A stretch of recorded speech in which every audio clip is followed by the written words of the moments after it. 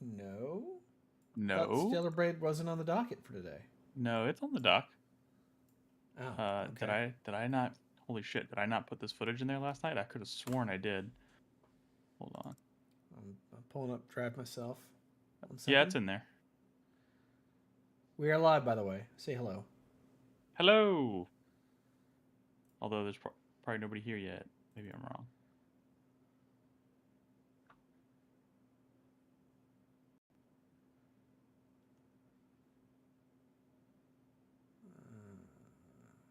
Come on.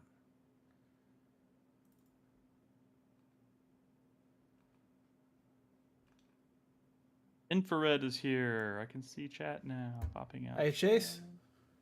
Oh, UK. It's 2 a.m. for you. Wow. Wait, are you talking to someone on YouTube? Yep. Okay, hold on. Gotta pull open YouTube chat now. Not used to this yet.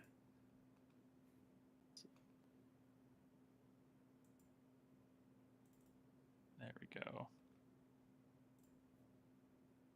Chase Oakley. There you go. I see you now.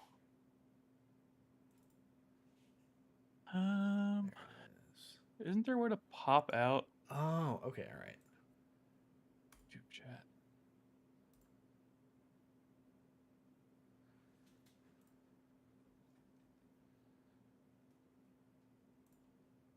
Anywho, while we wait for folks, I will post in Discord. Yeah. Pulling your Stellar Braid footage now. Cool.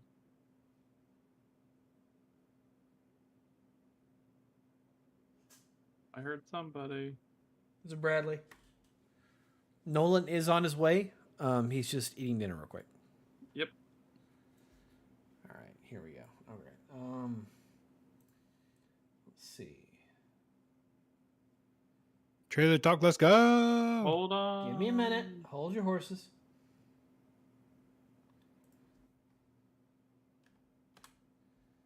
I gotta set up a scene for Nick real quick.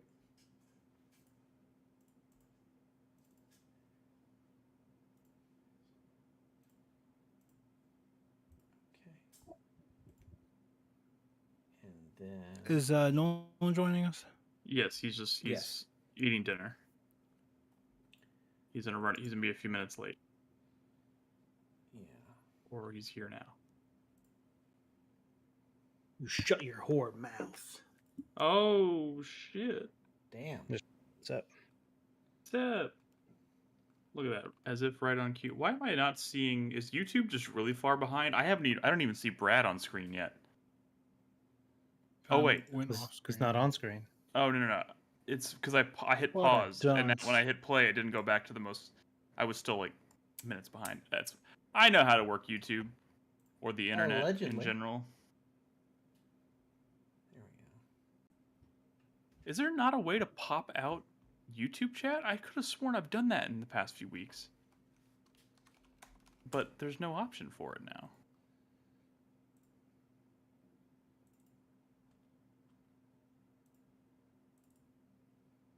The fuck?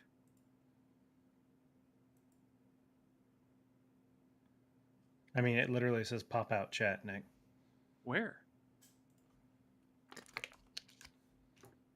Here, I'm just gonna post a link in the meeting. Hold on. I found it. I don't know why that top menu wasn't showing up until I reloaded.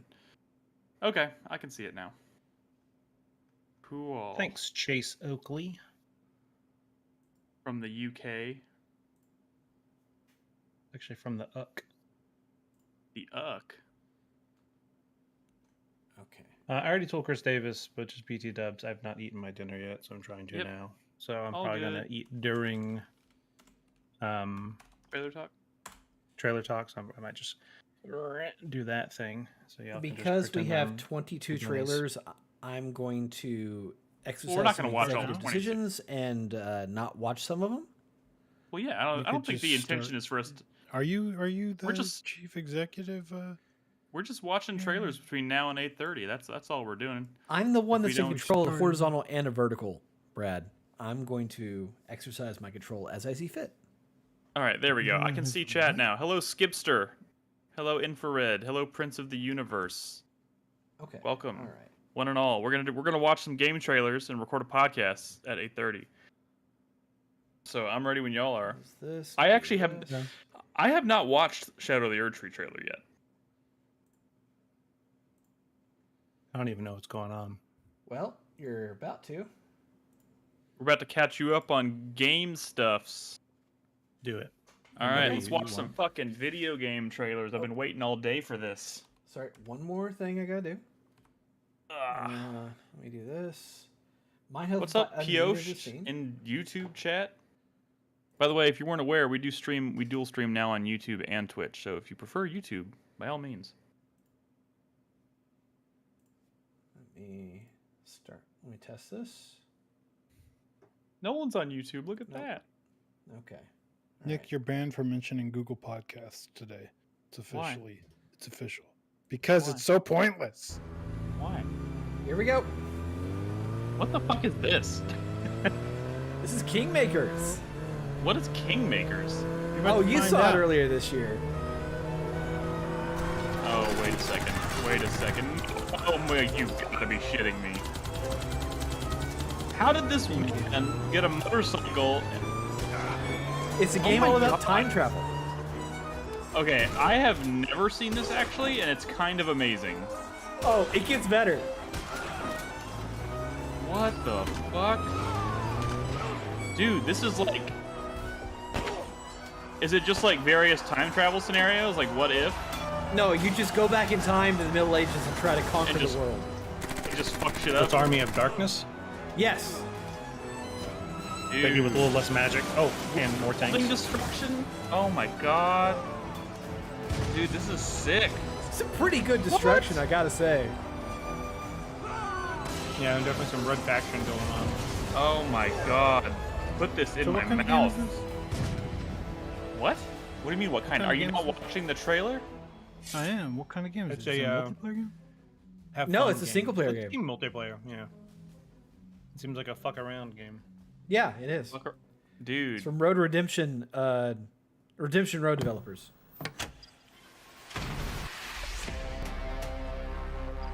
Sorry, am I shooting people out of my cannon? There's cards in. Aren't you going to make an executive decision to skip this, Chris Davis? I got you. No, because I it's- know how much you love cards.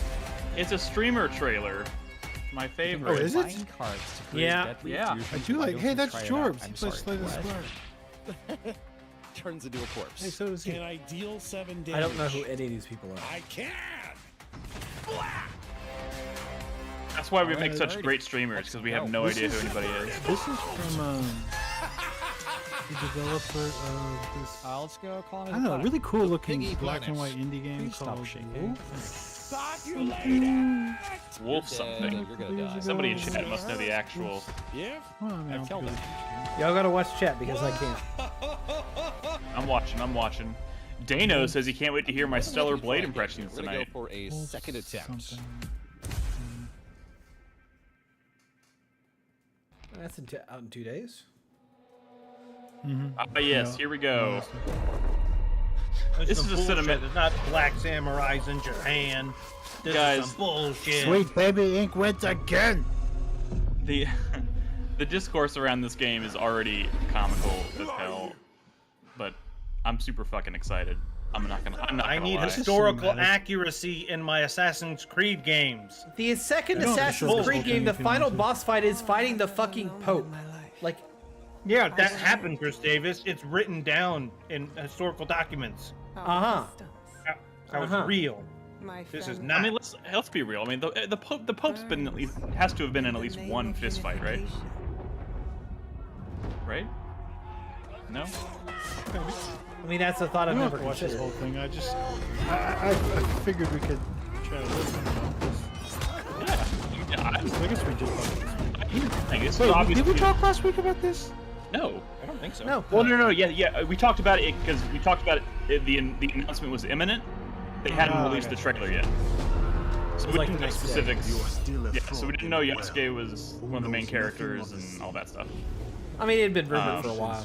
Yeah, it's been rumored for a while. But it's cool to see it confirmed, and we know a little bit more about the game now. Apparently, it's about comparable to the size of Origins, which, you know, is the smallest of the 3 RPGs they've done so far, but still plenty big. So that's kind of good for me. As far as I'm concerned, that's what I want to hear. And there's a whole like bulleted list. There's several prominent game journos together. It's Did you finish Valhalla, Nick? No, but I'm actually thinking about trying to go back and finish it. I hope you before feel this comes out. immense shame. I mean, I do feel. Assassin's Creed fan. I do kind of feel shame. I mean, that game is too long. It's too long. It's a great game. It's too long. They put way too much side stuff into it. But I hear that they have said a lot of things about this game so far that really make me happy. Dude, a lot of things they've been saying with this game sound like everything I want to hear. Like, you can go prone now. You can snuff propaganda, Nick. There's you have an actual sound meter. There's seasons. There's some fucking Splinter Cell stuff in here. There's seasons, yes. I mean, and I'd say it's more of a Tenchu. And follow the parade. Sure. But hey, I mean, this is their marketing approach to Assassin's Creed has never changed. This is the fully cinematic trailer, so we'll get the gameplay reveal probably in June, and that'll be the real tell. Skip it. Sure. License music. License music. Does that matter? I mean, no, I guess not. Play all of it. You can go ahead and skip it. I mean, You could just like lower the volume or mute it. Yeah, I could just lower the volume. We got other trailers. People get the idea. Yeah. Samurai. I don't know. Yeah. But you know, whatever is fine. I'll just say this. I think this looks pretty promising. The cinema. This looks like a very heavy graphics trailer. None of my show. Well, no, it's a fully cinematic trailer, but there are in-game screenshots out there. There's lots of details about like just Screenshots. systems. Yes, there's. What I'm saying is, it's not like we haven't seen nothing from the game, but I know, I'm just talking there more are about systems. there are and confirmed mechanics. features, mechanics, and systems that all sound really promising. Yeah. I They're probably about believe 5 or 6 games too Just late. Talking about the long trailer. That's cinematic. That's all. Ooh, Oh, what we got here? pixel Oh, this graphics. I came love out it. today. This looks cool. This is my. It's a music and rhythm game. Heroes of Might and Somehow? Magic clone. I mean, yeah. But is there like a Inspired music game. component to it, considering it's called Songs of Conquest? I don't think so. Oh, I guess I just misread the room. I'm getting Assassin's Creed on PS5 infrared. They can't see the trailer. They can't see the trailer. I hate having to do this dual control. Sorry. Yeah, I like that. It looks nice. You're a big Heroes of Might and Magic guy. Nolan? Thanks, Brad. Crispy? No? Oh, no. I've played my fair share of Might and Magic. Is this game in early access or something? Because Infrared says this game is really good. I think it's currently Maybe. in early access, yeah. And 1.0 is this week. Yeah. Frog people! Sold. You had me at Frog People. Oh, that guy's covered in rats. Rat People. Ratmancer. Sweet. State of Star of so- Providence. These are like posted by people in our Discord. Head over to the Discord thread. Yeah, the Discord thread Trailer for Talk Trailer Talk is recommendations. in the feedback and podcast discussions channel. I you mean, wanna almost post all of them are links? Bolamite, so shout out to Bolamite for hitting us up with the trailers. That's Bolamite, baby. But we got some from Infrared as well. So this is a game sounds that cool. has been out on Steam, but it got renamed, and I believe is also published by Big Mode. Renamed? Yeah. Yeah, I think This- isn't there's this the like a second Big thing- Mode game? Well, no, this game's already out. That's the weird part. I was trying to figure this out, and I was very confused. Yeah. So technically, it's their first game because it's been out. I don't really understand. So I think something happened. Oh, so that's the old name, and then it got a new name, maybe for like legal reasons. I don't. Star of actually Providence. And it's not even like an early access thing. I think this game is just out. Oh, it's coming to Nintendo Switch is the point of the trailer, or at least I guess they're with the name publishing change. ports, I guess, maybe. Okay. Interesting. It does look cool. As a Got some roguelike. good music too. Shoot 'em.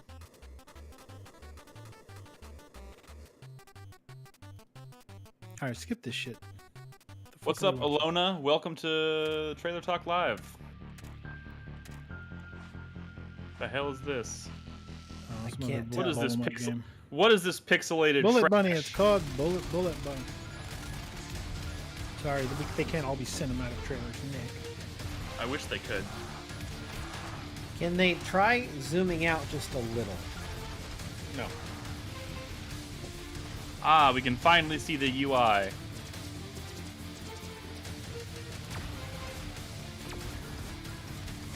What is it? So it's a Vampire Survivor like? I mean, it certainly looks A that Bullet way. Heaven game. Bullet Bunny. You caught me, Do y'all Skipster. like Bullet Heaven as a genre name? Yeah. Or Sort no, of Bullet Bullet Heaven. It's okay. You are Bullet Heaven, yeah. Because it's like the opposite of a bullet hell. Because you are the hell. This art style Yeah. looks very much The like who 1 million. bullets. Any relation? Looks like what? It's Caves of Lore. Infrared's playing it. It's like a CRPG. But I like the look of it. Yeah, it's interesting.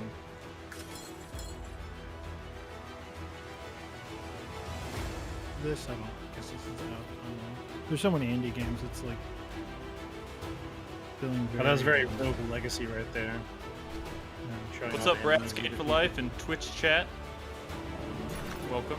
Welcome to the Thunderdome. This music's pretty fucking baller. Very epic.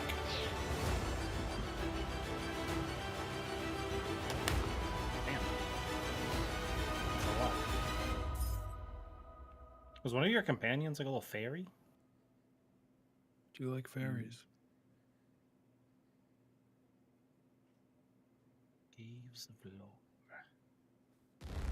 An envoy in my realm. This is Early another access Infrared. The update. Countess of Ridgeledge. No idea what this is. Oh, it looks to be a first-person supernatural something. It's a painkiller like? Maybe, yeah. Yes. What's up with? I mean, isn't Witchfire kind Something my of? Is father would told you call us about. Witchfire a painkiller? There are Like, I don't know. lions. And then Yes. there's the lion's Yeah. prey. I want to play that, but I'm waiting for 1.0. What is it? You know, When is it? Sulaco comes out in I 2 have weeks. no idea. That it comes out in early access in 2 weeks. Yes. Yeah. I won't be playing that until 1.0 either. But I'm getting like footage, clips, and GIFs daily on Twitter and all that. And Oh, God, yeah. that game looks It- so good. Game looks like heaven, but I'm gonna wait, just like Hades. Dude, like half the time you can't see what's going The on. rule of the wild Yeah, it's- Like must his be gun, like Is the that some lights and lights stuff from his like bullets or ammo or whatever just kind of like paint the screen, It's kind and of all too the enemies flashy. disappear. Yeah. So, Well, that's what early access is for. Maybe they can get the feedback they need to clear that up a little bit. Mouth washing? What is this? From the creators of How Fish is Made. What the fuck is that? This is a cool looking. This game's got a cool art style. Wrong This is, organ. indie I horror. have so many questions. Indie Oh horror, my God. Nick. I love Indie horror. Indie horror is like my genre.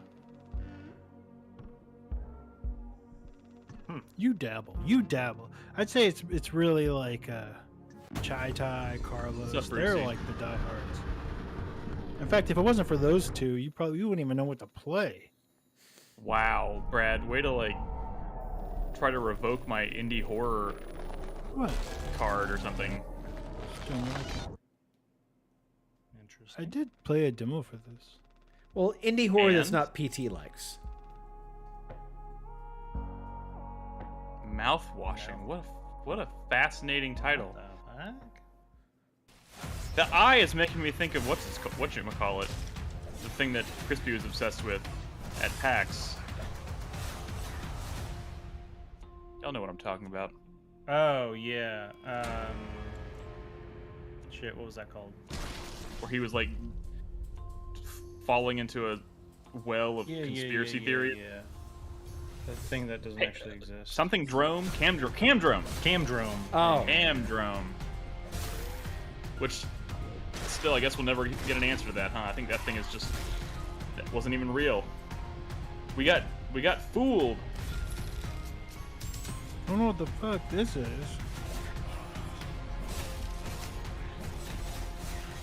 It,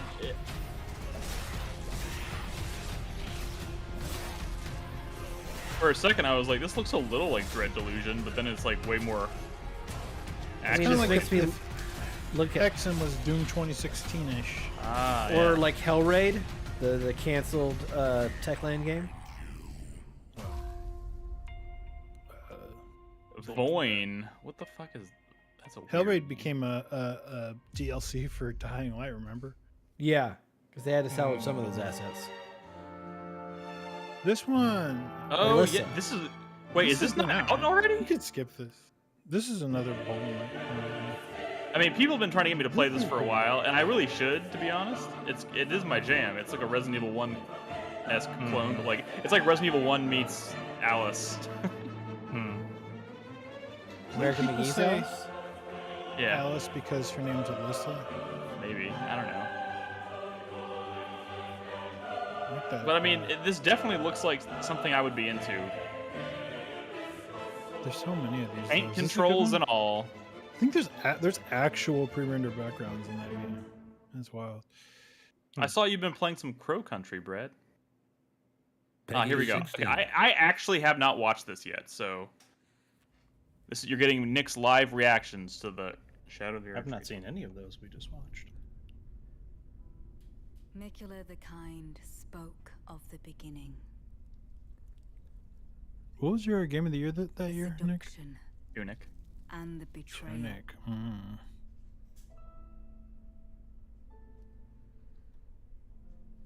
But don't worry, I Brad. prefer the Game. live reaction of someone who actually likes Elden Ring, Nick. Jesus. Hey, got him.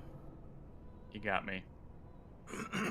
It was a close And second, so though, too if you was recall. Shadow born. Tunic's good, but This is like a fully cinematic trailer, though, I believe, right? It's like a story. Yeah, this is a lore trailer. how long? Is Which- this shit? 3 minutes. One that could But hey, never you're not stopping this, because I haven't seen it yet. This is my only opportunity I'm not gonna. to watch this.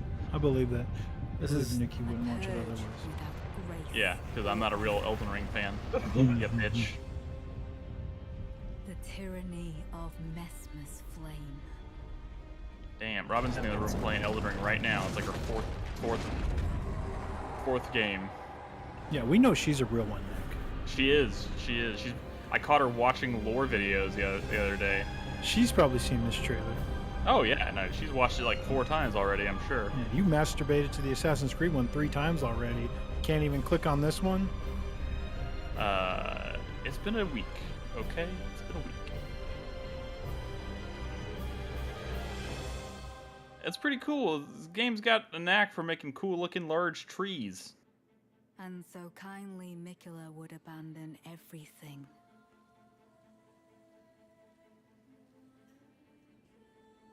So we're gonna get some like new regions and shit, right? His it's supposed to be like blinding one flesh, self-contained area. His blinding strength. Also, they've confirmed this is gonna be the only DLC or only expansion for Elden Ring. Hey, that's fine. It's $40. But we No, that's fine with me too. Oh, I'm wow. just saying. I mean, it'll be worth the $40 though. Let's be real. Hey, probably. we choose to I follow. just- There'll I'm be more dozens concerned of about, like- hours of being stuck on bosses in this My DLC. my concern is like, like wherein can I access this content? Do I have to start a new game for it, or when can I access it? Do you not know because you haven't done the research, or do you not know because they have not said? They I haven't don't said, think as far as I know. I don't think they've said specifically.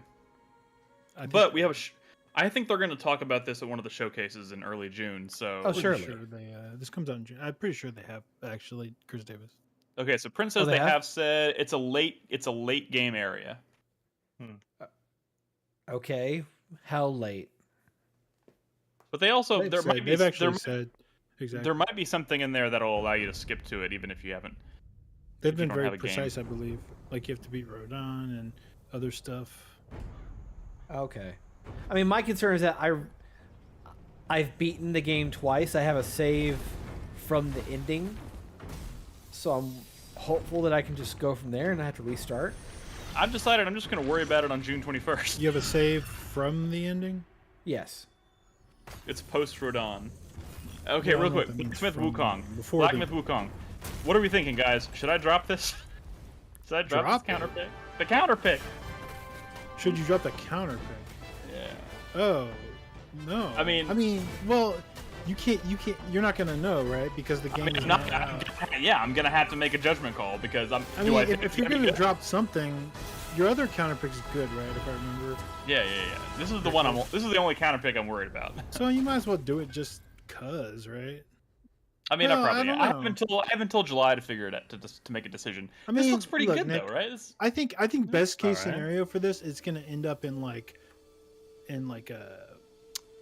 Liza P. Stellar Blade Yeah, I was gonna say. territory, right? Dude, so like I don't think That's it's my gonna. assumption. I don't think it's gonna be like a 91 or something. No, I think the highest this would go is like an 83. If But, yeah. even.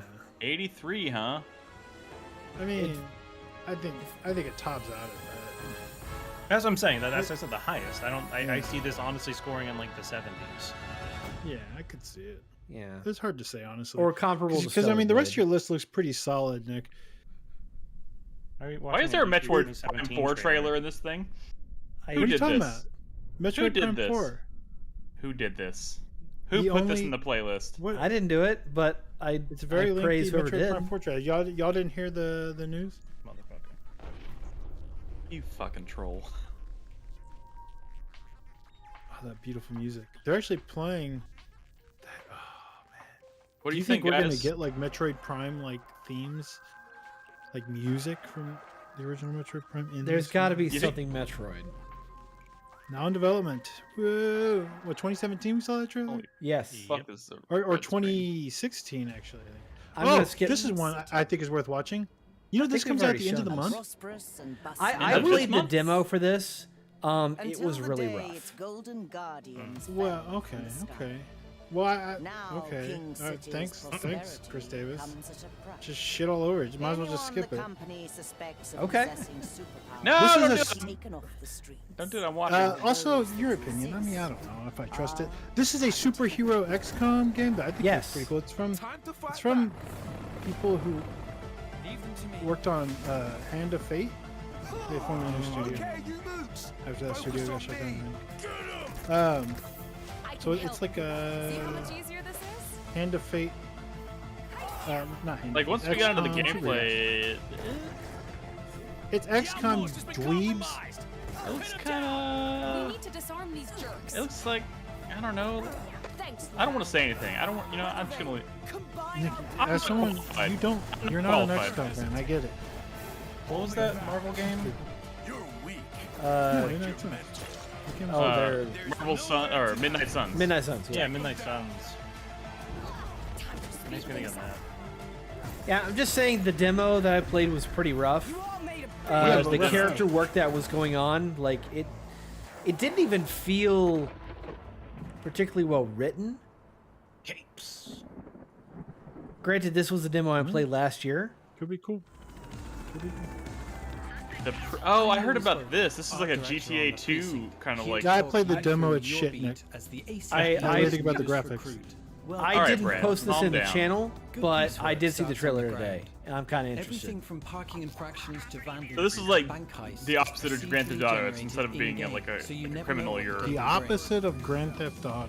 But you're a Yes, cop, Your right? cruiser is the best way Yeah. to patrol the city. But and it's using But like you're in early. the streets GTA on foot universe, if things get loud. esque, And this but time, you're a that good guy, happens not a all bad too guy, often. kind of. Sure. When you've caught your mark, Although, you're are doing they Well, really the yeah, good yeah, guys? yeah. Are they really the good guys? Oh yeah, I know. they could be a good citizen who made an honest mistake. I mean, what the or a narrator career just said, like criminal wanted for he's multiple talking about how offenses. there being consequences for you. That's not to say Jesus you can't Christ. stop for a bite to eat Sonji every says once stop in a while. resisting simulator. Callouts can happen at any Fucking time, so you'll shit. need to be ready to respond. Can Not you everyone increase will your react the positively size when of you your arrive on the scene. But you've got a variety inventory of so you can methods carry at your extra knives to disposal throw on the resolve ground. Situation. Jesus. He's got a knife. Shoot him. Oh my I mean, god. we make Your these partner jokes, but like at the same time, like It's I time would to like gear up a for the next good mission. police You'll unlock new procedural game. equipment in the armory Sure. as you gain experience. I'm not trying to Tonight, we're undercut taking to that. the It would be skies on a cool. helicopter patrol. But I do hope there's like some role playing You'll need involved, to like keep the because spotlight you trained can on the choose to be an perks, honest bring cop down or their choose to be a piece of resistance shit. meter while Hopefully I don't choose think to you be a have piece of any shit, though. choice but to be an honest cop in this game. Choose to be. Like they were talking about, like the narrator has been talking about, like there are consequences for being an irresponsible police officer. You can, of course, they're get not. involved in chases Wow, more Nick. directly. I mean, wow. This Look, game okay, definitely look, it's a fucking fantasy world, okay? Oh god. Abort! Abort! I can be a good cop in Sometimes, this game. though, I can. what's I needed can. is a good Not old-fashioned all foot cops. chase. Don't worry, dispatch is standing by to assist if you need backup. Regardless, Seriously, though, you'll this need to does make look use kinda of cool. The city's geography to catch up with criminals. And I actually really and like hold the your own approach in a they took to firefight. like the camera and the With the visual final style. perk It's kind of a booked, neat. you're Yeah. ready to end the day's shift. Averno's citizens will sleep a little safer for your efforts until tomorrow. That- Try your hand I'm not at gonna lie, policing the I don't feel procedurally like cops controlled keep me world safe. of the precinct Yeah. on PC, PlayStation 5, and Xbox Series X and S later this year. I'm gonna be honest. My first thought. I think that looks cool, but maybe guys read the room. Read the room a little bit. I mean, really, Recall. there is no point in the next 20 years in which there's a good time to release That's true. any I police wanted film. to show this because I want to ask Nick what the fuck this is. This is Greedfall 2? What is this shit? Well, first of all, I don't really like the approach they're taking to Greedfall 2 because it's gonna be early access shit, and like I just wanted a straightforward. You're gonna blow wait up for of 1.0 like you did Yeah, for Baldur's of course. Gate 3? I wait for 1.0 and everything for the most part. But It like, sounds like you're waiting for 2.0 on Baldur's Gate 3. shut the fuck up. I have played a lot of Baldur's Gate 3, you bitch. Yeah, but you never got to the third act, right? I never got to the second act. That's Oh, not shit. Baldur's Gate. Never mind. No, sorry. Maybe I'm in the second act now, just barely. You got to the Shadowlands? Yeah. Yeah, Okay, you're right. yeah, you're in act Yeah, two. I'm in the second act, but not very far in it. And in Early YouTube, off topic real quick, how do you get rid of the welcome to live chat? Remember to guard your privacy and abide by our community guidelines. That's a good question. rid I of don't that? have the answer to. Hey, it's 8:32. Maybe we should. This is one of the. Can you skip halfway through this, maybe? This is a new Nintendo game coming out soon. I don't know. I think this is actually like a pretty cool idea. Challenges include Nintendo doesn't make video games. All right, Nick, I just deleted the div from the. Thank you. They're turning. It only works for me. This is like Doing- I'm saying this that's is what I this is did. Wario turning for the Nintendo actual Nintendo Championship games. into. Yeah. for the best time in speedrun mode. I think it's a neat idea. Compete for the Yeah. top spot in the I mean, it World is. Championships It feels weekly way, online way leaderboard. overdue. Overdue. Also, I think they need more Take the competition games to and the like what? couch There's only with like the 10 in hidden here. Players in party mode. Can someone I buy don't that know, guy actually. a brush?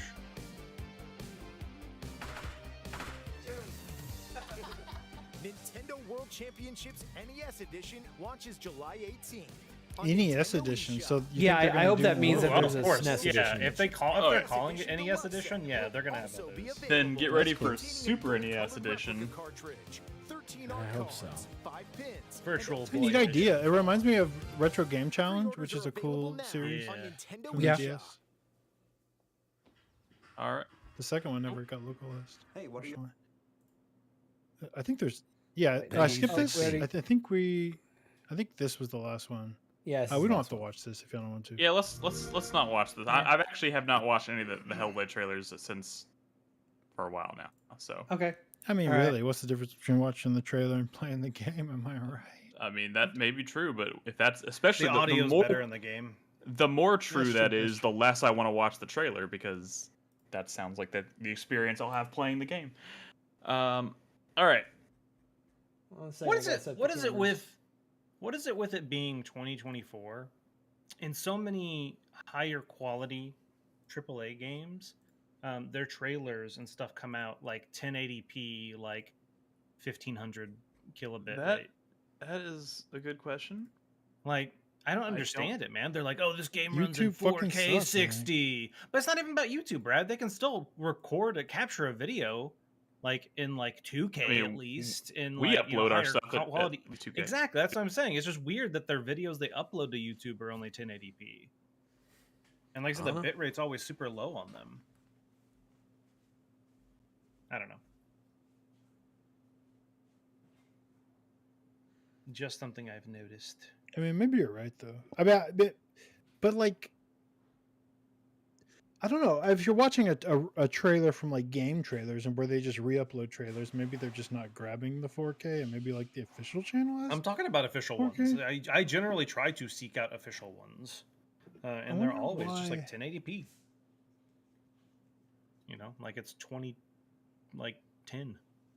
Maybe it's just sort of weighing like. What's up, Nick? Really, how many people are going to watch this at 4K versus? I don't know if you're going to know the answer to this. Phones?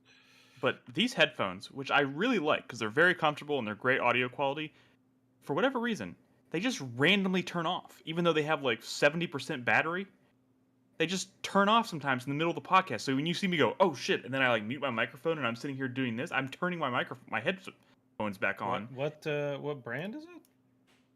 They sound like bad headphones. It's a Logitech. Oh, of course. Is it a wireless Go connection? on, Nick. Logitech what? G435. Is it a I wireless haven't connection? Googled it. Yes, but Okay, might be related to that. Well, probably, but like I've had. Are they wireless turning headphones. off, or are you losing connection? They're turning off. Yeah, sounds like you need to throw them in the bin. They're great headphones. I use them all the time. How are they connected, Nick? Is that via dongle, via Bluetooth? Bluetooth.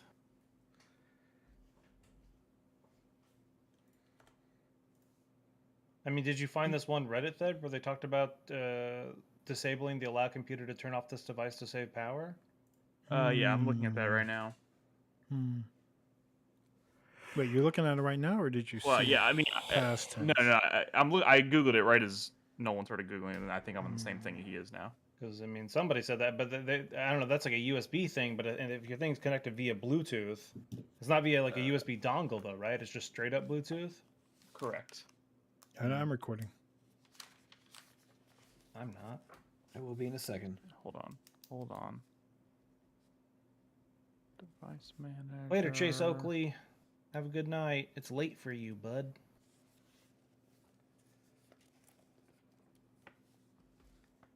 I'm going to do a sound test on my end, so I'm going to deafen real quick.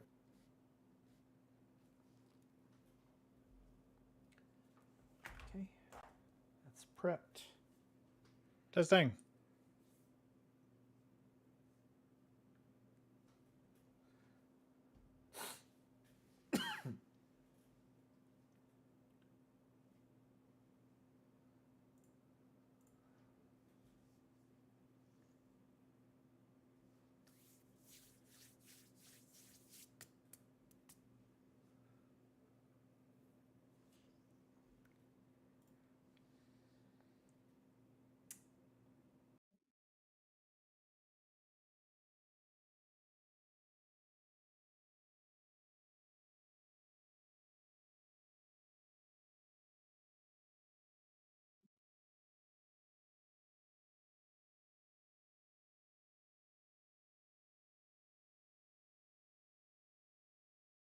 That's funny.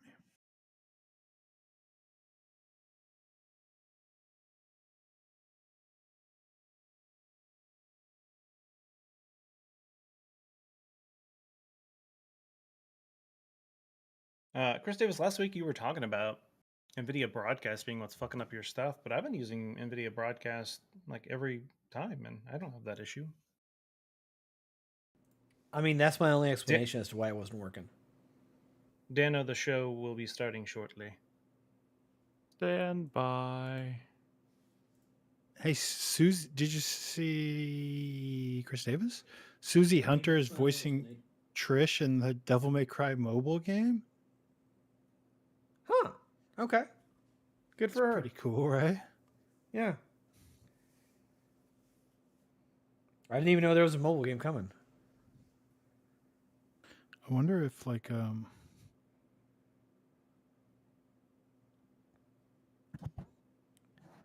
I mean, they use a different actress for Trish in DMC5, right? I don't know. All right, hold on a second.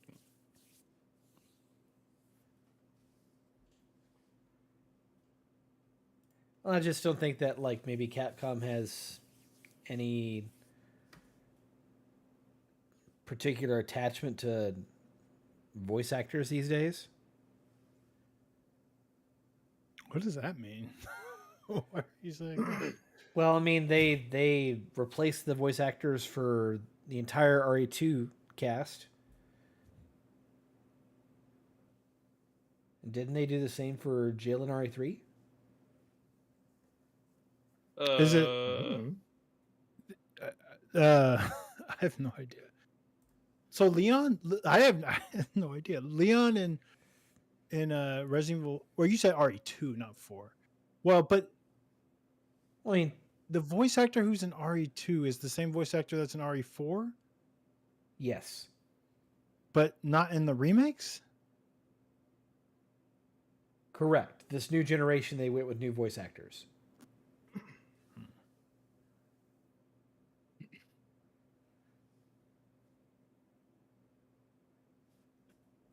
All right, I'm ready when you guys are. Been recording. All right, I will hit record. Right now, I'm recording. I am recording. Do you need to do anything? You need to double check your microphone connect. I don't know what the issue I will was. try last it one more week. time, but like I said, it popped up in the middle of the show, so hang on a second. Yeah, you sound fine right now. I'm just saying if there's anything you want to do preventatively, I would do it now. Yeah, give me a second.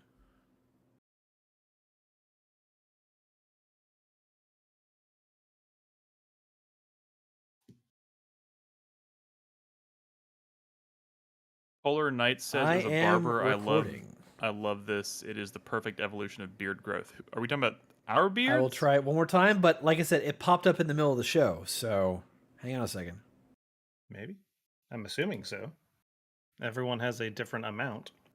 Sound test sounded fine for now. Cool. Well, then we'll cross our fingers and hope for the best. I don't know if anybody listened to the show last week in the audio, but like I did my best. I hope it was okay. Yeah, sorry guys. I had no idea what happened. I think I may have to kind of rework how OBS works because it still won't let me record. Can I complain some? I could. I think there's a little bit of room noise for Chris Davis at the moment. Really? Is there? In my opinion. Well, my AC is going, so. It sounds to me like his audio ducks whenever he stops speaking, so I can't hear anything. Oh, it does. There's a noise gate by default on Discord. So yes, when he's not speaking, it cuts it to zero. Oh, so you're saying when he's talking, you can hear it. Gotcha. There is a bit of background noise. I mean, I can turn off my AC.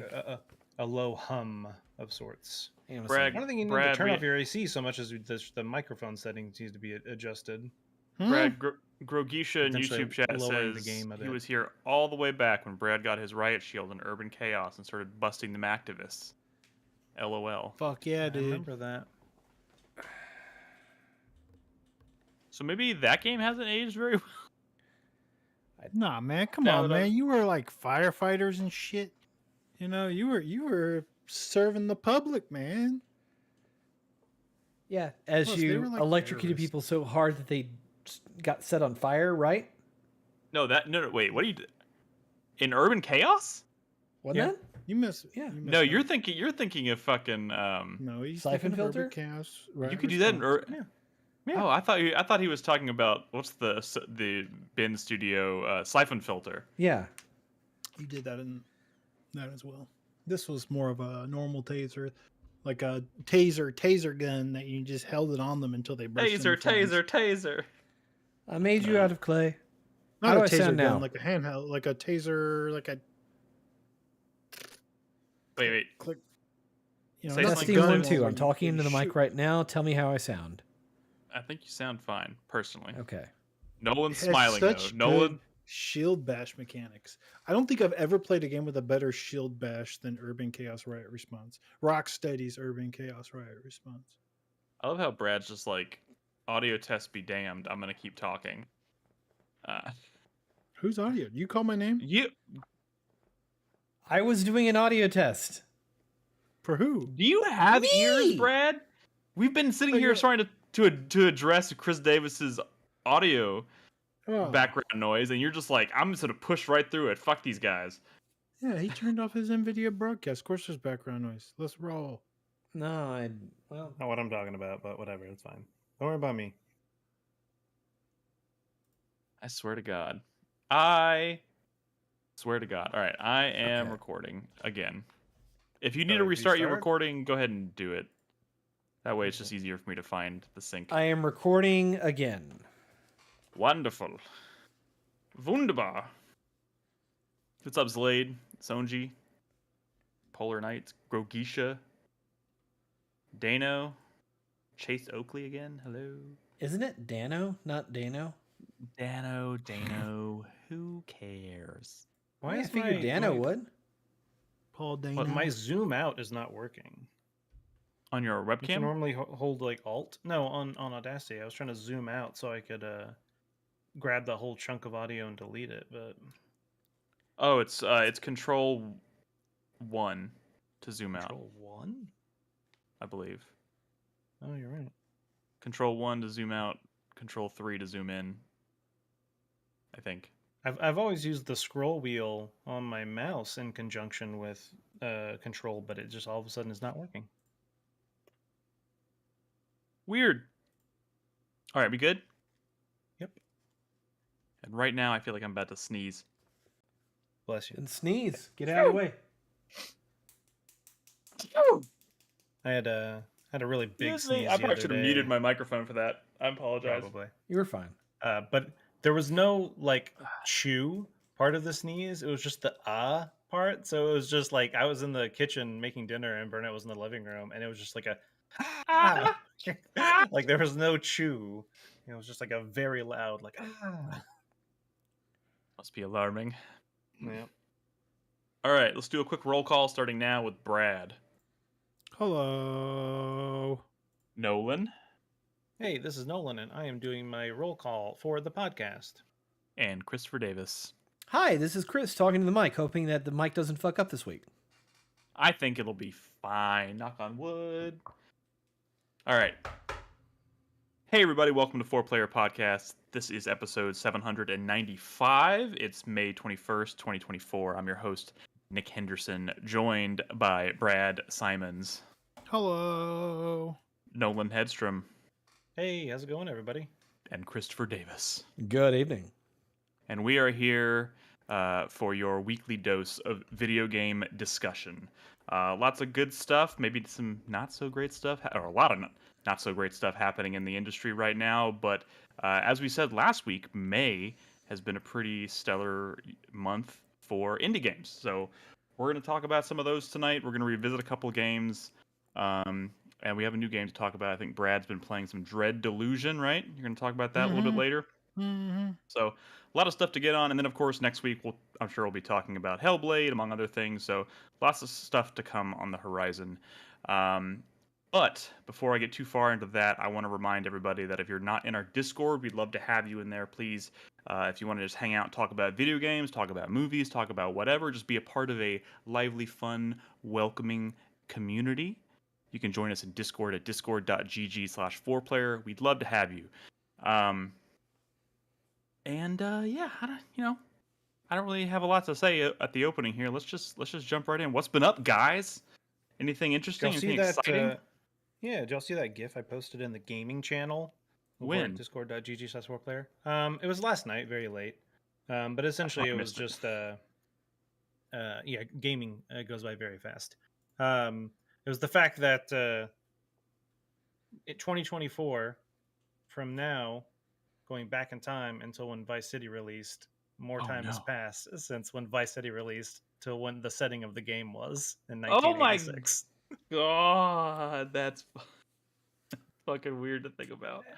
Yep. On a slightly related note, just inject a little bit of news here, as we sometimes like to do.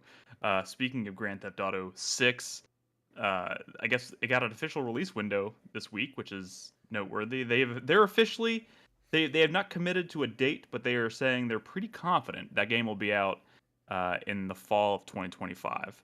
So it's very nice of Take-Two to go ahead and warn the entire fucking industry to get out of October and November.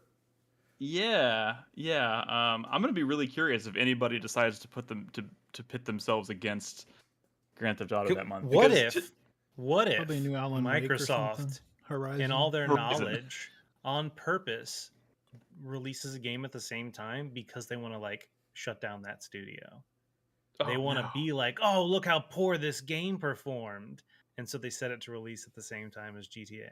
That that is a depressing but depressingly like realistic possibility. You know what I mean? Like or they could release their major first party release in the week of a bunch of random indies and have it still do terrible.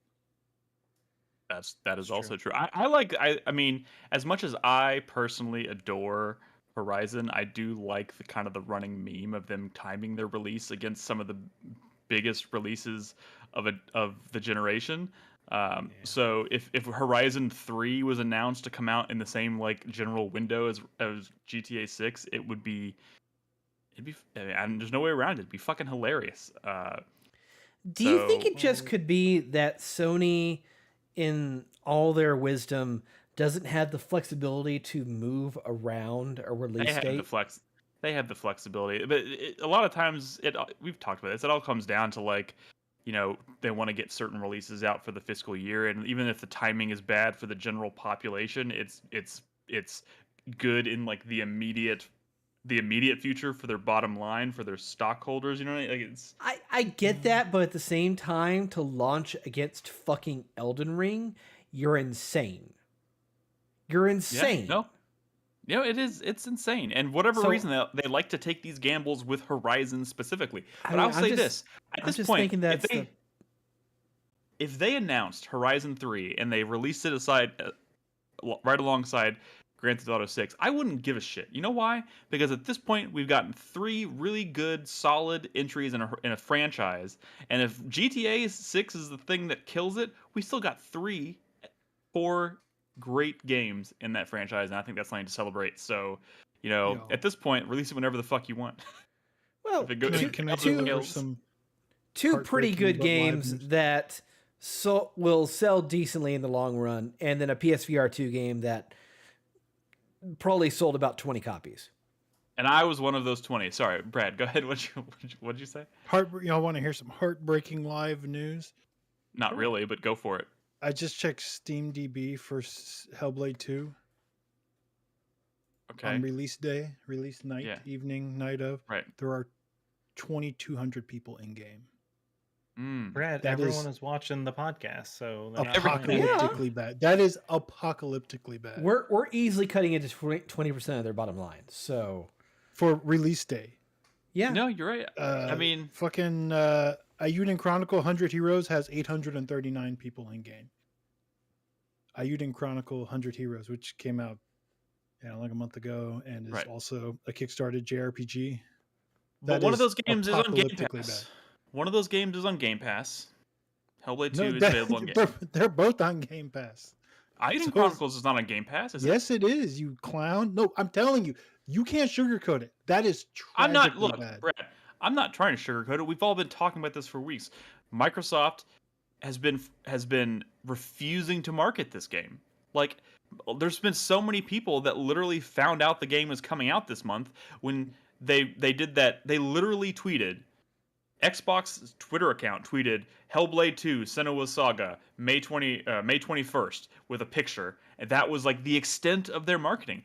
The bulk of the marketing at this point has been Ninja Theory doing this thing where like all month they've been tweeting just random facts about the development of the game, which is cool, but like they're literally, I feel like that's just they're desperate for someone to market their game. This was inevitable.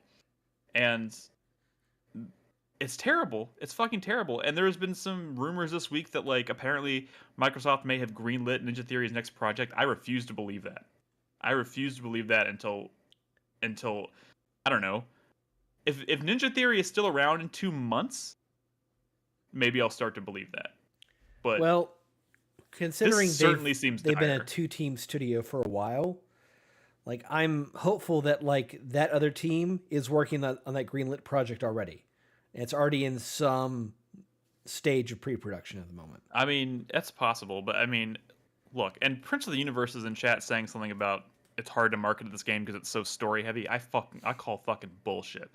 You can market anything if I mean, literally no effort. There was zero effort from Xbox to market this game. In fact, they went silent about Hellblade 2 after that first full trailer they did a demonstration at like a showcase like 2 years ago, and then it's basically been silent ever since, and they've just stopped. I mean, they put out trailers on the regular roughly every year. But look, like, I'll say this. That just reminds you that the game exists. That doesn't tell you about a release date or anything. I think it's more realistic to say that as soon as the Activision acquisition went through, marketing for certain projects was just like not important. Just shelve it. It doesn't make sense. Well, you know what I mean? I mean, whatever comes next for Ninja Theory, like if anything. I mean, if anything, just like based on what I've been hearing about Hellblade 2 so far, and we'll talk about the game next week when Nick plays it. I hope they put out a video game inside their video game with game mechanics and actual. Hey, look, I'm not going to comment. Combat, things like that. Look. I'm not going to comment on Hellblade 2 until I play it. I don't think anybody should really comment on. I mean, because look, it's still reviewing quite well, and it's a device. It's clearly a divisive game, and for a lot of people, it's apparently it's not gameplay intensive enough. But for some people, it has it where it counts, and I'm not sure if which camp I'm gonna fall into. But I'm not gonna comment it on until we play it.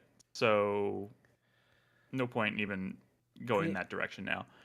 Bring to Raucous also name drops Indica as far as marketing a heavily story-based game. That game doesn't have a lot in the way of mechanics. In fact, I'd be willing to say it probably has fewer mechanics than Hellblade. But they marketed the shit out of that, and they did a really good job at it too, especially for an indie studio. It's, I bet they spent more money. I bet the indie studio spent more money marketing Indica than Xbox spent marketing Hellblade. I am pulling that out of my ass. True. I am pulling that out of my ass. That's probably not true, but it's probably pretty close. It's probably pretty abysmal how much they spent. I don't think it's true, actually. They've come out and described all the actual stuff that they've done to market the game, and it's like actual ads and stuff that they've purchased, and they've kind of broke it down. And they're like, well, I mean, I don't know. This is our marketing campaign. This is it. But when you have to like pull receipts to like prove to people that you're marketing your game, you're not marketing your game. Okay, but this failure is beyond marketing. That's bad. It is bad. It's a bad situation. But you know what? I am looking forward to playing it. The optimist in me wants to believe that maybe they're holding back a good portion of their marketing budget for when the game goes multi-platform. No. What? No. There's no sugarcoating this. We should move on. Yeah. This is a fucking tragedy. There's 30,000 people playing Hades 2 right now, 46,000 people playing V Rising right now, 2,200 on launch night for a major first party game. This is embarrassing. I mean, it's bad. It's worse than embarrassing. It's horrifying. It's bad. At least it got a launch night though. I'll say that. Anyways, we'll talk more about Hellblade next week. I'm sure I'm going to be playing it. In fact, I'll probably just play it in like 1, maybe 2 sittings because it's not a super long game, but that's okay. But anywho, what else? Anything else exciting? Maybe any less depressing stuff to? I mean, to bring there to the table? Was the IGN news that hit today. That's depressing too. Why is everything depressing happening? I mean, that's not. What's wrong with mergers and acquisitions? I don't understand. Not heard mergers and acquisitions. It's IGN purchasing the Ziff Davis company, which has a lot of websites, and as part of that big purchase, which includes like Humble Bundle and Rock Paper Shotgun and GameIndustry.biz, a bunch of different prominent outlets, they're laying a bunch of people off. Yep, it's not good.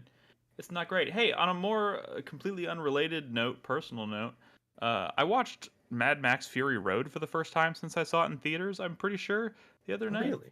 Yeah, and it was Robin's first time. Robin's first time watching it because we're going to see Furiosa on Friday. Did you do it in black and white? Did not do it in black and white.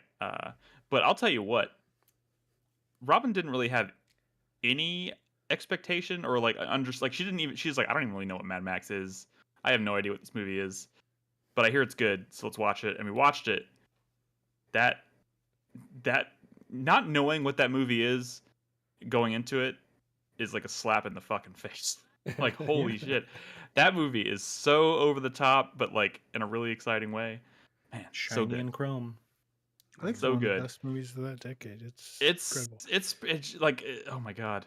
She got really taken aback, and I was kind of taken aback by it too, because like I was like, damn, I don't remember the CGI being so terrible. But there's a shot at the end when like the rig flips over and like the guitar goes flying towards the screen, and it took her completely out of it. She's like, oh my god, this movie looked amazing up until this point. Holy shit, that's bad. And we looked it up, and it's like, oh, they released this movie in 3D. They made that shot specifically for the 3D effect, and when you're not watching it in 3D, it looks so bad, which is really shame. Big shame. Does she like his earlier movies, like Babe 2, Pig in the City? she mentioned that. Yeah. I feel like that's a movie that you really needed to have seen in like IMAX. You know, like it's Babe 2, Pig in the City. Yeah. Yeah. Mad Max. I feel like I would have not even like really cared much about that movie if I saw it at home for the first time. Honestly. I mean, so first off, I will say that Nick at his home, they're not just watching it on like a small TV. They do have like a little theater set up, so it's a little more than that. And I will say that I did see Mad Max in just like regular theater, not an IMAX, and I had a great time. We all went and saw it together in New Braunfels, didn't we? Because you were living in New Braunfels when it came out. Oh, you're right. I'm pretty sure we all went together to see it, Brad included. Easy on the Wii. The chances of me being part of any like, social excursion is pretty. It was low. a 4-player excursion. This was before you were married. This is a 4-player excursion. Look, even before I was married, I was still not one to ever leave the house. So I know Crispy was there. It was me, Crispy, Nolan, Bernadette. See, I believe that. I believe you. I believe all the story up. You know what? Fuck you too, Brad. If you want to retroactively act like you weren't there, even if you were, that's okay. Saying, we'll just rewrite history. Chances are probably you're retroactively uninvited, Brad. Yeah. Damn. We revoke that memory from you. But yeah, the movie's pretty good. I'm pretty excited about Furiosa. We'll see how that goes. That's reviewing pretty well. Babe Pig in the City got nominated for an Academy Award? It was directed by the guy who brought you Mad Max Fury Road, of course. And a BAFTA? It's a great film. You know, I also did not realize, because Robin likes to go through IMDb's like trivia section when she watches new movies for the first time, and she was reading all kinds of Fury Road stuff I didn't realize. That movie was edited by George Miller's wife. Like, she's like the sole editor of the film. And when they asked, they're like, why she's never edited an action movie before, why did you turn to her? And he was like, well, basically, if a dude had edited this movie, it would look like every other action movie, and I didn't want it to look like every other action movie, so his wife did it, and she won a fucking Oscar for it. So that's pretty badass. Cool. Yeah. Interesting. I also saw that new Planet of the Apes movie. How was that? You talked about last week. Did I? He talked about the fact that he was going to see it. Yeah. It's possible. I could have. Whatever. Brad doesn't care. He hasn't seen it. He doesn't care. Moving on. No, I mean, I just, All right, where are we going? Good meals lately? You having any good meals lately? I'm just saying. It seems like a very movie heavy conversation. Dude, I had some of the best sushi over the weekend. Holy Tell me about it. Where was it? That looked really good, actually. Dude, oh my god, go look at the picture I posted and look at my food. There's a channel on our Discord at discord.gg/4player called Look at My Food, where people can post pictures of their food. It's supposed to be food that you make, not food that people don't give a shit. People post all kinds of stuff. If it's good food, they post pictures of it. Yeah. don't need to do a poll. It's my Discord. I Maybe can do like whatever the fuck I fuck this want. guy. He didn't Brad, make that shit. so well, first off, I will say I created this channel.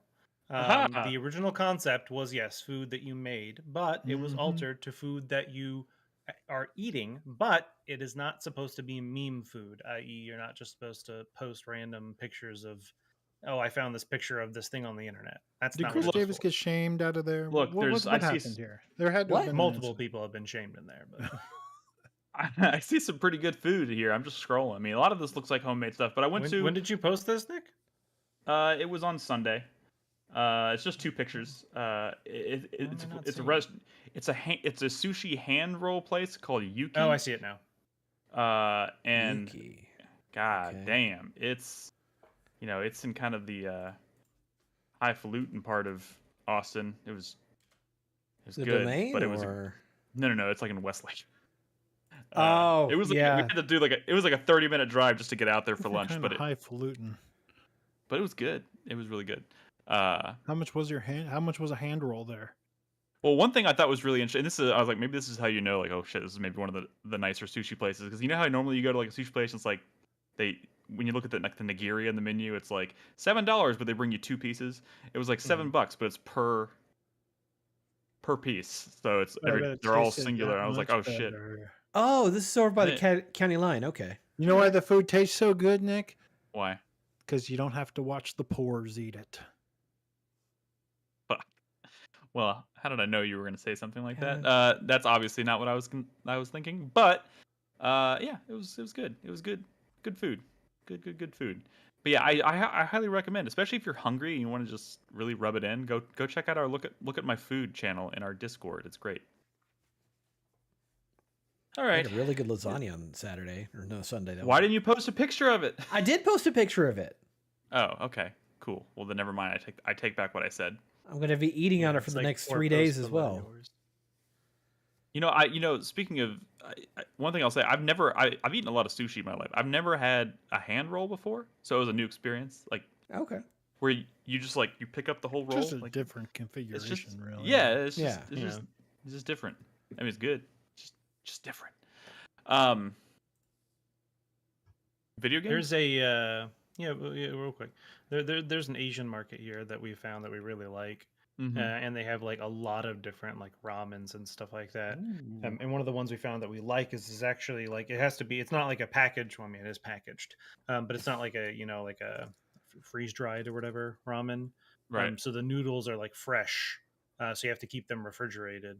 But it comes with like instead of like a seasoning packet, it's like a pouch of like a reduced liquid, and so you have to you make like essentially hot water, and then you mix it with that condensed reduced liquid or whatever to make the broth, and then the noodles you just cook them literally for like 2 minutes in some hot water and then mix it in. But they also sell chasu, like packaged chasu. So we've been making our own, and so I'll make like homemade soy eggs, like some soft boiled eggs, and then you marinate them in like the soy that's cool, like thing or whatever, and then with the chasu and like some bamboo shoots. And so yeah, it's nice that we can kind of can customize our own thing. You're talking about sushi, made me think about that. We had that yesterday, but it's really nice as well because it comes together pretty quick. And then we'll also do like baby bok choy is something I like to add into it as well. But yeah, very nice. Random one-off. You should have posted a picture of that and look at my food. I definitely have before. If you look far enough back, I've made that meal several times now, and so I've definitely posted it in the past. But yeah, very cool. Very cool. I can probably just search that channel and find an old post with it. Alrighty. Unless y'all have any objections. What's everyone's last Amazon purchase? Go. Last Amazon purchase? Last Amazon purchase. Well, now I'm gonna have to look at my actual Amazon thing. You've disrupted the flow of this That podcast. would be the way to find out. Yes. Yeah. I'm just trying to fill. I got a pair of shoes. Oh, so the last thing I ordered on Amazon was actually a Blu-ray. I ordered the Abigail Blu-ray because I liked that movie a lot. I want to own it. So windshield wipers. I'm gonna go back. I'm just gonna go back to what's the last non bought a new video aftermarket game or Blu-ray thing. aftermarket Roku remote for me. Fucking Henry or Griffin, whatever, disappeared a remote, and we looked for it for 2 days, and we were like, "Fuck it." Here's a slightly more random answer. The last non-media thing that I ordered was a TENS unit because I hurt my back. A TENS unit, the TENS unit, the like electrical pulse things that you can stick on your body to like, if you have like sore muscles, it'll like. Somebody in chat, help me out. What sounds like voodoo shit, Nick? What are you talking about? Are you? Nobody here has heard of a TENS unit? What are y'all? No, I've heard of it. I've heard of a nines take unit. Take care of yourself, dude. What the fuck? Dude, I hurt my back, and it was kind of a godsend. It's like you actually like stick the nodes on your skin, and then you can like crank the electricity, and it just like. Wow! It does the exercise for you. Do your stretches, Nick. I mean that was a result of me not doing proper stretching. I'm not gonna lie. Not gonna lie. I learned my lesson pretty quick on that one. Hey Brad, has your what was the knockoff Game Boy Advance SP that you got called? Did you order that? I didn't get the one that's the SP clamshell. That one's brand new. Ambernick has one they just came out with. Okay. I mean, just search Ambernick SP or Game Boy SP. It'll, it's just it's a clamshell that looks exactly like a Game Boy Advance SP. Yeah. If you want that form factor. I mean, it looks good, and from everything I've seen of it, the problem is like it's kind of thick, and it's built to play up to like PlayStation games, but it only has like a D-pad. So. Okay. I mean, just saying, you could add like do a nub instead. That doesn't work for you. Plenty of PlayStation games you could play with the D-pad. Brad, do you have any other random questions you want to ask us before we actually talk about video games? No. Hey, somebody in our feedback channel or our podcast discussion channel in Discord suggested just a fun activity that I thought might be interesting. They want to just hear us go around the room and just say what our most anticipated game of the rest of the month for the month is. I know it's a little late in May. Maybe we can extrapolate this out to include June, but just what the fuck comes out in June? No, I mean there's still a lot of stuff coming out in May. I don't know, but I'm gonna go ahead. I'm gonna throw out Nine Souls. That's next Souls, week. Yeah, that's a good one. That's a good one. Very excited for that. I would go with Hunty because it's worth $30. What the fuck, Crispy? I don't know. $30? That was wild. Holy shit! I have no idea why. So what I learned, what I thought, and I could have sworn maybe they changed it, is that if someone public bids on a game, and we're talking about Fantasy now, by the way. We're not doing it now, but I'm gonna let this slide. Go ahead. No, that's just a question before I forget. And this game appears in the bidding pool, public bidding pool, because someone introduced it to the bidding pool. They bid on it. Right, I thought right. if you're not the person who introduced that bid, you can cancel your bid anytime you want. Just the person who introduced the bid can't cancel that bid. That's how I thought it worked. I didn't introduce Haunty into the bidding pool. Someone else did. So I did like a bid of like $5 or whatever. I don't know. And I was like, I don't know. Let me cancel it. I haven't decided. And I went to cancel, and they said you can't cancel it. So I thought, oh, well, maybe I actually am the one who introduced it like earlier in the week, and I just forgot about it because I know I was definitely thinking about it. So at that point, I was like, oh, well, this is my bid then. So I'm just gonna switch it to $1 because I'm pretty sure no one else is gonna bid on this. But it fucked me. It fucked me because I was originally going to do $5, but I convinced myself that it was only me, so I switched it to $1. But then Crispy like way overpaid for it, so it didn't fucking matter anyway. Yeah. So I don't know if you originally bid on it, Brad, because I don't know when you did, but I did bid on it. Yeah, I saw because the history's there. The history's there. Yeah. So I don't know if maybe Crispy saw it pop up and that's when he did. That's my only assumption as to why someone would randomly add $30 to that bid. I just didn't think it would see any action. So when I realized I did that, I was even talking about it like in the Fantasy Critic channel, like oh, I thought someone else bid on it, but I think it was just me or whatever. I seriously just didn't think it would get any action, just because this month is crazy. It's hard to. I mean, yeah. I'll be honest. When I was doing research, it already had 2 reviews that were like accidentally early I published. didn't know that. And I went into their I saw it Discord and I'm now. like, oh, Yeah. I saw a review. Does that mean is the review embargo today? Like, are the reviews coming out today? Because it was like Friday, and I was like, well, if the reviews come out today, then this isn't going to be a valid bid, right? It's gonna cancel everyone's bids because the game has scores now. And the dev was like, no, they weren't supposed to publish that yet. We're gonna have them take it down. And then I saw another one that did an early review that they shut down as well. And the dev was like, please stop talking about these reviews. They broke embargo. But they were both glowing. So, yeah. But the dev was still like, we have an embargo. Please don't talk about them. Brad's a fucking narc. I'm a narc. I narked on these fools. But I was just trying to get some clarification because I didn't know if it was going to be eligible for Brad's bidding. like, you don't understand. I got money writing on this. Brad can't win $1 bids anymore. Fucking, how much you want to bet? There's thousands of $1 games to bid on from now until the end of the year. I am not worried. True. Yeah, I don't think you need to worry about I will that. keep bidding $1 until I get something. I am not worried about it. There's a little sneak preview of our Fantasy Critic discussion tonight, which we'll talk about at the end of the show. For now, it's time to talk about actual video games that we're actively playing right now. And I want to start by revisiting one that we talked about last week. Dumb piece of shit. Why, Nick? Why? Why do you hate me in my games? You hate them. You think they're ugly and stupid, and you never want them to go first. You're trying to segment me again. No. Go ahead, Brad. Take it away. No. Let's revisit again. We already talked about.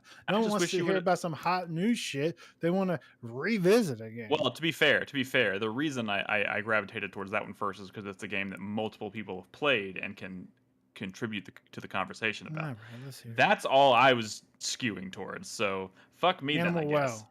I haven't played any more Animal Well. You haven't played any more Animal Well? No, I haven't been jumping around, of course. I finished Animal Well. Did you? Is this new footage or old footage? This is my footage. Oh well, yeah. Fuck it. No one, you've played a fuck ton of Animal Well, I would imagine. Yeah, a lot of it. Yep. You got all the eggs. I got all the eggs.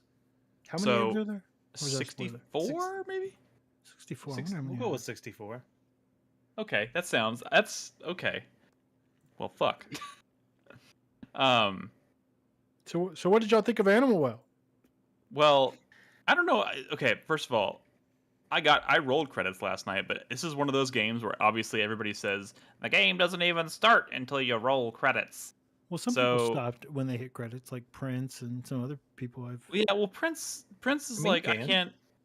Yeah, and I thought thought one about boy. It's okay to be a layer 1 boy. And I don't necessarily want to be a layer 1 boy, but I also don't want to be like 1 boy. We always knew you were a layer 1. No. Like, look at Tunic, man. I unraveled the entire onion in Tunic. It's not the same. It is. I guess that is a layer 2 puzzle. Dude, my experience with Tunic was like the fucking the meme, right? With oh my god, what's the fucking show that I'm thinking of where he's in front of the whiteboard and he's looking fucking crazy? Always Sunny. Yeah, it's like Always Sunny meme. Like that was me with a fucking whiteboard playing Tunic. Like I've gone deep into puzzle games before, and I feel like I could have that experience here if I just honestly, you get a few extra items at the end there when you after you roll credits, then all of a sudden I was kind of like, oh, okay. Well, I'm not gonna tell you what they are, but I'm like, okay, I can see how they're trying to encourage me to keep going. But then I spent like an hour playing the game, and I was like, and then I found like one egg and no new areas to explore, and I was like, this is and like the dev has been kind of like saying as much, but like if you're not going to play this with like a community, like you need to be talking with people in the Discord, or maybe like maybe I do need to start doing official that, Discord or something. Like this is a game that if you're going to keep going, you need to do it with the community. And so here's the thing. So I've not done it with the community. I'm sorry. I guess I'm only to layer 3, but yeah, that's fine. I finished the game, kept going. Like Nick said, collected all the eggs. But here's the thing: is I know, Brad, there is stuff in the game I've not found. I know there are probably things in the game that I don't even know that I don't know about them. If that makes sense. Like I know there's that stuff. And yes, I'm aware that there are some puzzles that cannot be solved by a singular player. That's all I know. I don't know how that works. I just have heard that is a thing. I have an idea of what it might entail, but I'm not 100% sure. But it's also one of those things where, you know, I only spend so few hours playing games that I kind of have to pick and choose. And while I did decide to kind of continue with this one and try to find all those eggs, and I found lots of secrets, and I was talking about it in the Discord the other day, with a picture that I posted and subsequently deleted because potentially it could be spoilery. But one of the things I was saying, what I was doing was, we had talked about it last week on the show, that there's a pencil you can get at some point. You never have to get it, but if you do, it allows you to write. And I was literally going to every room, doing a certain set of tasks with the items I have in those rooms, trying to look for secrets, trying to look for passages maybe I wasn't aware of, investigating it, and then literally like crossing it off on the map, being like, "Hey, this room is done. Moving on to the next one." Because originally I was strategy not works doing for you. that. Like you did it. You feel like you did a pretty clean sweep I mean, by I actually found all marking them the off. eggs. But like, how do you know? Like, I'm the kind of person who's like, I would be like, I'm gonna mark this room off. I was like, what if I'm wrong? What if I mark it off and it's actually hidden somewhere in this you go fucking back room? and you erase, right? Yeah, but then I would have to stop you from doing that whole thing in reverse and erasing. Remember, the X's. 100%ing is just layer 2. That sounds like layer a lot. 3 is what I guess what you really need a community for. I mean, that's when it gets like, I mean, he talks about secrets that he expects people to never find. Right. I can imagine.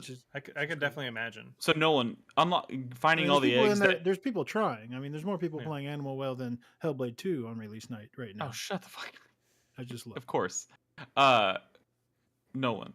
So finding all the eggs, that gives you like a new ending, kind of per se. Like, does that feel like a nice place? Like, if I was to find all the eggs, does it give you like a sense of closure? It's like, okay, I could stop here. No. Me dead. I have heard rumors that there is another ending. That's what I've heard. I don't know. I'm putting it out there. I literally don't know. But I'm letting you know now that finding all the eggs is not how you get to it. Okay. I think there are more secrets that are hidden. There are certain things that you can find in the game that it doesn't seem like it's tracked. Like the eggs are tracked in your menu. Yeah. There are other secrets that are not tracked necessarily in that same way. And I have found stuff some happening of them behind the scenes, you mean? Yeah. Very Fez-like. Yeah. I have found some of them, not all of them, I don't think. I don't know what I don't know is the thing. And so, it got to a point the other day where I was playing it and I found the final egg, and I go back to that room and interact with that room now that I have all of the eggs and they're all laid up. And at that point, I was like, okay, well, clearly I'm still missing something. But at that point as well, is I don't really know where to go. I don't really know what to do necessarily. I don't know what I'm missing. And so, yes, I decided to put it down mainly because I could foresee myself spending hours looking around aimlessly for something that I don't even know what I'm looking for. Yeah, you get to a point where you're spending like 5 or 6 hours and not finding anything new. The thing is I didn't necessarily mind doing what I was doing before, going through, marking the X's and continuing to go, because I had a goal. I knew what I was working for. I was looking for eggs. And now that goal is... I don't know what I'm even looking for. And so, yeah, to Brad's point, maybe I do need to jump into some community stuff afterwards. I will say, I did go on like Reddit, a couple of Reddit threads, and I was reading a few things of people talking about some things. So I'm aware of some things, but not others. For example, there is a particular room in the game that you find very, very late in the game. I would be surprised if any of you had found it yet. When you say late in the game, you're talking about late in like like before you hit credits, or late just in general, like you have to spend a lot of additional hours on it. You know what I mean? I would say that, yeah, potentially post credits kind of. It's a scenario where, yeah, definitely post credits, because I don't think you really know how to get to it or have the necessary ability to get to it. But that room has kind of like, you can't go through the room completely. And so yeah, in that Reddit thread, everyone was talking about like what is on the other side of this room. Like no one has found it yet, and kind of going down that little rabbit hole, as it were, of kind of secrets and stuff like that. So to Brad's point, I've seen a little bit of that, but I don't know how much more time I want to spend going down that rabbit hole. I think I'm kind of in a satisfying place. Yeah. I'm still dabbling. I feel it's one of those games. Like I have watched the credits roll. I'm still going here and there, like at maybe a slower pace. I'm like for all intents and purposes, I'm considering this game complete. I'm just going on. But yeah, really cool little game. Well, little's maybe not a great way. You could just do that. Can you do that with Baldur's Gate 3? You know what? Complete. Brad, you are such a Baldur's Gate 3 bully. Jesus fucking Christ. A Baldur's Gate 3 bully. What is up with you? Holy shit. I didn't even finish it in 2023, Nick. So? I'm saying, like, I'm not. And neither did married with 2 kids. I didn't finish it in 2023 either. I'm not making excuses. I mean, neither am I. I will get to it when I get to it. You need to calm your tits. I will play more Baldur's Gate 3. May is not the month for it. May is not the month for it. There's a lot happening in May. I don't know if you've been paying attention. A lot of stuff. You know what else is happening, Nick? What? Dread Delusion. Fuck yeah, let's go. It's a game I've been playing. I couldn't remember if you had talked about I couldn't remember if you had talked about like a demo for this game, but then I realized it was a trailer we had it was a trailer watched. talk. Okay. Same difference, right? This is some game that's been early access for a couple of years. Finally came out in 1.0, which is That's how we do. That's how we do. If anybody here is wondering why we haven't talked about things like Hades 2, it's because it's early access, baby. We very rarely delve into that. Yeah. This doesn't feel like a game that really I would have ever wanted to play in early access because just the game wasn't all there. The areas weren't all there, and that's a little different than like say like Vampire Survivors in early access, right? Right. Just very different. But the game is out, and I was excited to play it because I immediately get like just kind of the look and feel. I'm immediately reminded of Morrowind, which is one of my favorite games.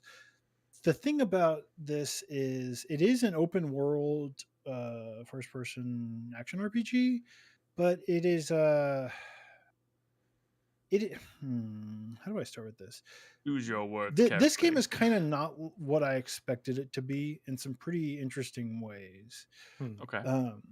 From like an RPG like gameplay standpoint, like progression systems. So like I think Morrowind is not just the best Elder Scrolls game, but one of the best RPGs ever made because it has an incredible like open world, and I think this one does as well. But it also has like insane like customization and like depth to the systems, just like stuff like spell crafting and enchanting and like all that stuff is absolutely fucking crazy. You could just sort of like break the limits of the game. Absolutely love that game. As far as like actual progression goes in this game, and like just systems kind of like backing it up, like simi stuff. An Elder Scrolls game isn't just like like progression systems and stuff. It's also like kind of the simulation underneath, right? How like every object you can sort of like pick up, and you can still you're stilling it if someone can see you, and those sorts of things, right? People are kind of going about their day and that sort of shit. There's a lot of like simulation under the hood, and I think that what makes that series special. This I think just has less of that. Not just that, but it's not like a real like world. I mean, it's not like a. I'm trying to figure out how the best way to say this. The world in this looks less like it's not like populated. It's not like cities with people living their lives, right? It's more. It is for sure. This is like a massive open world.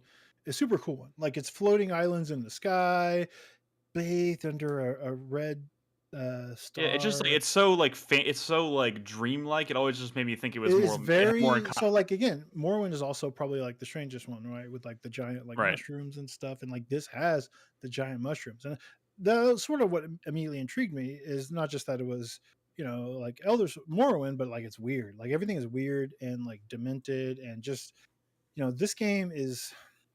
It's a vibes game, I hate saying that, we say it a lot, but like this game has like this otherworldly just it's like sad and depressing, and like the music is kind of like depressing, and it's just kind of in ruins. It has a little bit of FromSoft in there, if you will. um That's what I you was know gonna say. Like looking at the world, even though obviously it has more of like kind of like a retro visual style, the world was making me think of it had more in common with something like Bloodborne than like a game that had like like an economy where people live their lives and that kind of thing. Because everything I so, see is people is like the character running around these like castles and fighting enemies and stuff, and I never see like actual like NPCs that you're like talking well, what to do and you that well, kind of hey, I'm thing. about to talk to someone for like 5 minutes, so Ooh, look at that! maybe Perfect there's timing. plenty of towns and NPCs and stuff. I mean, that's kind of what this. Okay, so yeah, it is an open world RPG. There's plenty of towns and quests and NPCs and dialogue and conversations. And it's actually like the thing I've realized you come to the game for. Because like combat progression, it's not really like an Elder Scrolls game or even like a deep RPG. Like the first time you encounter an enemy, there's like a character that's basically begging you, just don't engage, just sneak around. You don't need to fight them. There's no reason to fight them, you know? And when you do fight things, like this game is not difficult. Like I have not encountered a single thing in this game that has posed any sort of challenge, which throws me off You mean completely, right? combat wise? Combat wise, because I'm seeing an RPG that looks really old, and RPGs that look really old, especially Western RPGs, are fucking difficult and punishing, and nothing has been difficult or punishing in this game in terms of combat. I kill things very easily. Nothing has haven't had an enemy. I've died from like mostly from falling. It is a game Hmm. in the Sky Islands, moving Sky Islands. Um, but I have not died from like an enemy hitting me. You also don't get any sort of experience from fighting enemies. You don't get that they drop items, but they're not like loot. Hmm. It's like a consumable stuff like potions, shurikens, stuff like that, right? So Right. so money, of course. But it's basically like fighting things in Zelda, right? Like as much as you don't really need to engage in like fighting something in a Zelda game is kind of like how it is here. It's like I Hmm. can because maybe this thing is in my way and I'm trying to go up this path, but like I'm not really gonna get or like Metroid, right? I'm not really gonna get anything for it. It's just a thing that's in my way. It's not even that challenging. Um and that threw me off, right? Because I expected, a game that looks like Morrowind to be like really fucking difficult and have to really lean into deep RPG systems to be strong enough to fight those things. So I can go into an area that was too hard before. To me, that's the core. I demand that in most of my RPGs.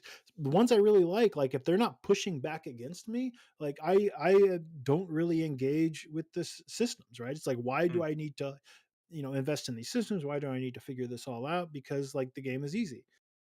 And that really threw me off at first, right? Because I really desire to. I mean, it's like my favorite genre, pretty much, right? I love a good RPG. I love the systems, and I love it to Sure. be hard. And I love overcoming that. I love breaking a game. I mean, that's what Morrowind was all about. The good news is that the stuff that's there beyond that, like when you let that go, when you realize that, like, honestly, anybody can play this game. Like the actual like wall to like combat wise, systems wise, is not really there. What's left is like a world like that's super well made. Like it's like a super awesome open world. Like it's not just that's these Sky Islands, but it's the way that everything's like sort of connected and like links together. It's just a really really cool world to explore. And the only way to level up is to complete quests and to Hmm. find secrets. Like you're literally finding secrets, and you'll get these skulls, and these skulls are what you use to level up your character. But you can level up stuff like your agility, so you can run faster and jump higher, or like lock pick, harder locks, right? Like you're rewarded with the progression, right? From raw exploration, from quest solving, never from fighting things. Which I knew that going in, and I was like, oh, this is really cool, but I still expected like some barriers in terms of like combat, right? Because still, Hmm. I have not put a single point into the thing that raises my physical attack, my health, or my Oh. defense. Huh. Everything has been in lore and agility, because those are what give me lockpicking. Those are what gives me. There's also a thing like a stat called lore, which is also tied to like spell casting. But again, attack spells are not. I don't really care about. You find like I found some arcane like city or like an arcane academy, like a magic academy, right? up in some like floating island, and it was like really cool. And but all over this little like mini island city or whatever, there are these like stuff like candlesticks that are like turned or whatever, right? And they're like hidden switches, and you can only interact with them if your lore stat is really high. And then when you sort of like find them all, you're opening like secret passages and stuff. It's kind of like a different kind of lockpick, almost like a magic lockpick, but it's making the world more traversable or more explorable. yeah. By So all of my It's a points have perception been. check. There's also like speech, like a speech stat, so you can get like different dialogue options. You can convince people of things, because even though like combat is like super not the focus, like questing is, and like the story and the world building and the writing and the characters are like super fucking good. Like the world that that this game presents is like super compelling in a way that like I'm not I don't skip cutscenes, but like for me, I don't how should I say this? I never read the fucking books in Elder Scrolls, right? But here, the books, Nobody they're does. all like super good. And like the world is really interesting, and I want to learn more. And that's pretty rare for me. Holy shit. And I'm driven to explore and find every secret because I'm trying to uncover the secrets of this world, which is again not what I expected going into this game. Like almost So the exact opposite of what I expected going into this game. can I ask a question that's gonna sound loaded? I don't mean for it to sound loaded. Yeah, what's up?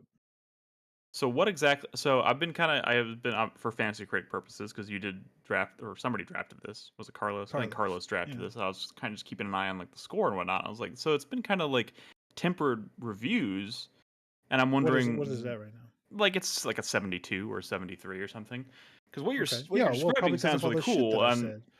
Yeah, I mean it's got all the cool shit, but like what exactly is? I mean that sounds like it's paid one hell of an indie tax, and I'm just wondering why. That's not a fucking indie tax. I just told you, like the combat is too easy. Like the combat is shallow. The progression systems are shallow. I mean, that's if you look at reviews, you know, outside of like bugs and stuff. I mean, that's kind of what it is. Is that score not good enough for you? I mean, what those days gone? No, I mean it just it. I mean, sorry, excuse me, what?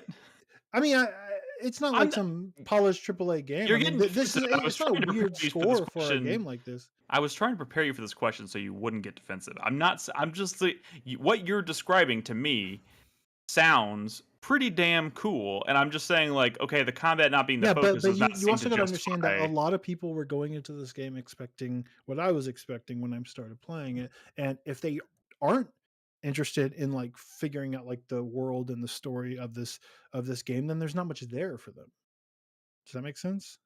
Like if you're going in wanting like an action RPG with good RPG systems and they're not there, you're probably not going to score it like super high, right?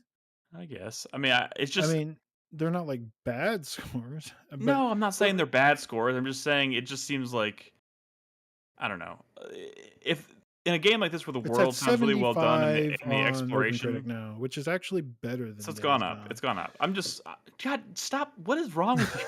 I don't care about how it compares to Days Gone. No, I know. I'm saying like, I bring up Days Gone because I'm saying that score should not like keep anyone away. I mean, that's like I'm not saying it should. I think that's like a fine score for this game. But if you were to ask me if I think I want to be clear here, deserve the scores that it got, I would tell you no. I think they got it fucking wrong. But that's just me. So. I mean, I would say like I could see how someone would rate this game lower if they were wanting like a very deep, challenging, interesting like RPG systems in terms of like systems and gameplay. But like here, it's all world building, story, writing, characters. I mean, it's like you know, you don't play Disco Elysium for the combat, right? But no one expected that. You know, it didn't look like that in trailers. It wasn't marketed that way. This game, you saw this and you're like, oh, Morrowind. I love Morrowind. And it's just not that. But like I said, like the actual world design and the exploration is like is honestly kind of incredible. And I don't know, I'm just like super hooked. Like there's like a whole mystery going on. Oh, so you're part of it's okay. I don't want to set up the world here because there's a lot. I've been reading a lot of books and stuff. Give us the elevator pitch then on the world. Okay, it's sort of like a world of ruin. And you know, crops are dying, you know, it's famine, you know, like, and it's sort of like there was a God War however long ago, like 50 years ago, where there was like a Kratos killed what a are they bunch of called? dudes. They're called the Apostolic Union kind of rose up and were like, okay, these gods and these Wiccans, they're the reason that or I guess a lot of the gods that sort of ruled this world sort of like demanded sacrifice, kind of that sort of thing. And this anti-god union rose up and said, you know what, we're Fuck done you. with this. And what happened is everybody started killing their gods. They were like, you know what, we agree with you, let's kill these gods, we're tired of like sacrificing ourselves to these people. And so they killed all their gods, and now, well, these gods that kept the crops growing and stuff, allegedly, well, now there's it's everyone's like, well, maybe we shouldn't have done that, because the kind of world's in ruin and we're suffering, and maybe the gods weren't We've such a made a bad terrible thing. mistake. So like, what's interesting is like there's like factions, and you kind of don't, there's no good and evil, and it's hard to tell like who's actually right here, because there's people who are like, oh, I still believe in the old gods. In fact, dude, I got one chained up in my basement, don't tell anyone. Like, literally, there's shit like that. And Oh, it's like, that's well, cool. you can tell the Apostolic Union, which, by the way, you're a prisoner of, but they're using you, they're sending you out to try to track down this one lady who is basically she's sort of the MacGuffin. Like, you're sort of, the story is about kind of tracking her down. They're using you to, like, help track her down. And because she found something down below, you're on these sky islands, but the world down below the surface is like 400 years ago fell to complete ruin. But she traveled down there and she found something, and she's basically maybe going to completely rewrite the world. And can you please stop her? Is what the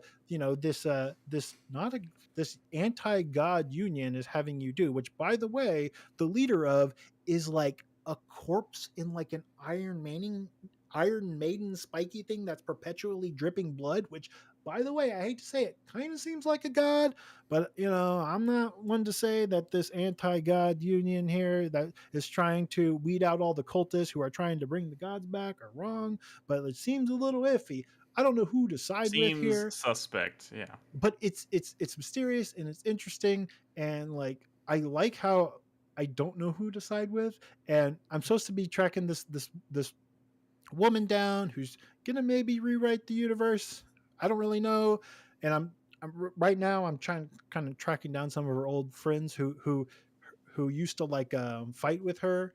She's like a mercenary band. She like heads up a mercenary band. But then we're kind of like, she's going a little too far. She's getting into some weird shit. You know what? Fuck this lady. So I'm kind of trying to track down those people to kind of like get them together to maybe find this woman and kill her or join her. I haven't decided, actually, because like, again, you go into a library in like the in like this magic this arcane academy or whatever in the clouds, and I'm reading books about like the world, but I'm like, is this actually just bullshit? What am I reading here? Is this the truth or is this bullshit? Because I know that the person who wrote, it's like propaganda. So like, it's like a super interesting world, and I don't know who I trust, and it's like super compelling, and I'm not the person, I constantly talk about like fuck notes, right? You Sometimes do say that, in games, quote unquote, fuck notes, or I get into like long dialogue conversations, and I'm just like, all right, I don't need to hear this stuff because it's not all that interesting or compelling, or elves and dwarves. I've been here, done that. But this all seems weird and different and unique. There's a Clockwork Kingdom that I haven't gotten to yet, but I keep hearing people talk about it. I'm like, I can't wait to get there, because I've seen in the trailer all kinds of like weird constructions, and apparently they're trying to like maybe rewrite the rules of the world. It's kind of weird because like magic is also kind of like, it's almost like the universe is made of code, which I don't know if it's also like this meta layer that's also describing the game itself. I don't know. I got to keep playing this game because I'm super interested and I want to know what's going on in the story. And This is like I don't even know what even is this footage, because I get to a town and I'm just in there for like hours talking to people because I'm watching you jump over and over and over again into a river, and then looking for a way out. So it beats me. Somebody in chat, it's just a super cool world. Is that you, Chris Davis, on the 4Player in chat saying, is anyone getting old school Hexen vibes from this? Yeah, that was me. It's not a first-person shooter, dude. No, like okay, boomer. No, I mean it's yes, I'm holding a sword and it's first person. If that equals Hexen vibes to you, color palette too. Vibes. I guess I don't know. Just neat, and like I said, in a way I was not expecting it at all, and I find that's kind of cool. I don't know. I mean, it sounds pretty fucking cool to me. So. I don't know.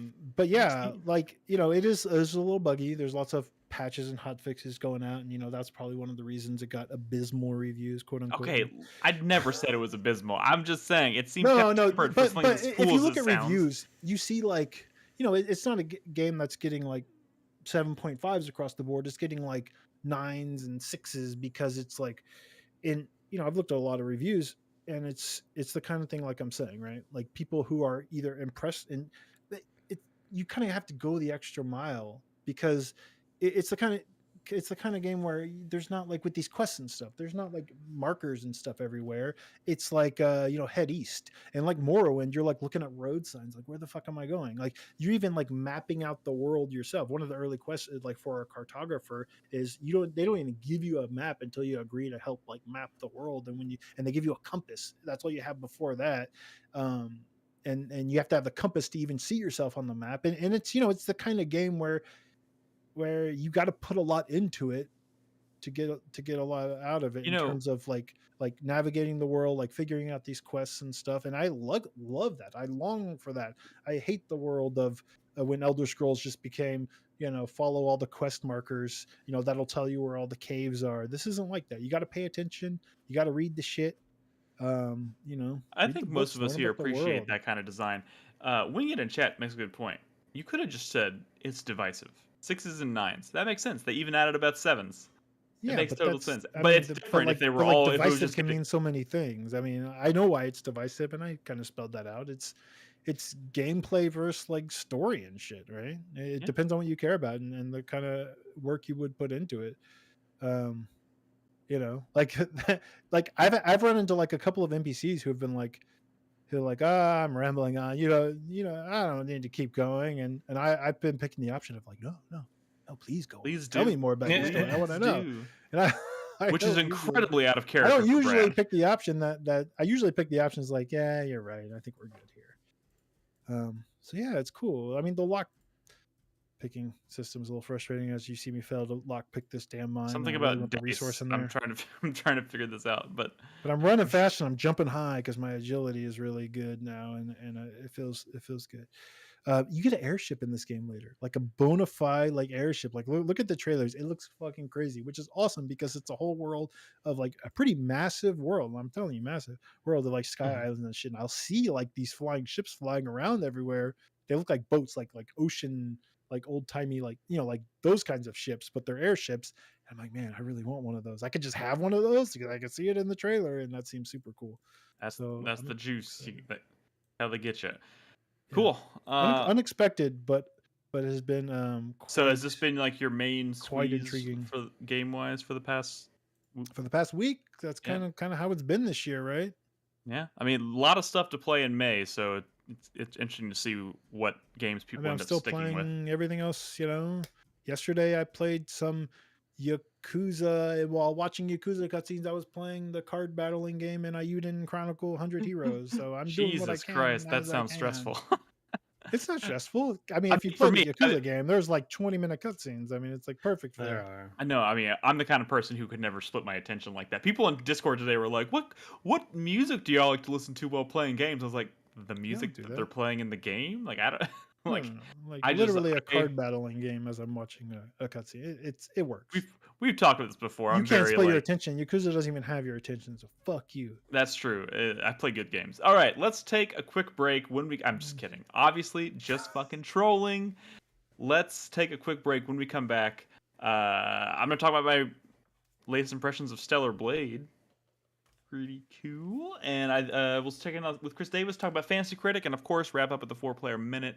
So if you're listening at home, don't go anywhere. We'll be right back.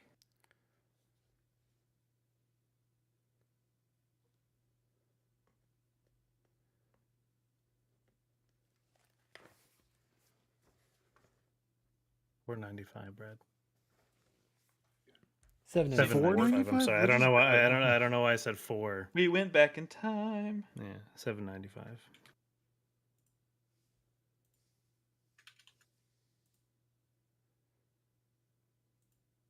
I will be right back. Same.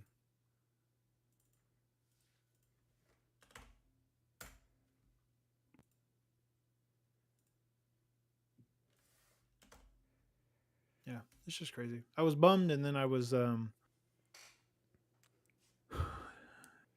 bummed, impressed. Sorry, bummed about what? No, at first when I played that game. Oh, okay.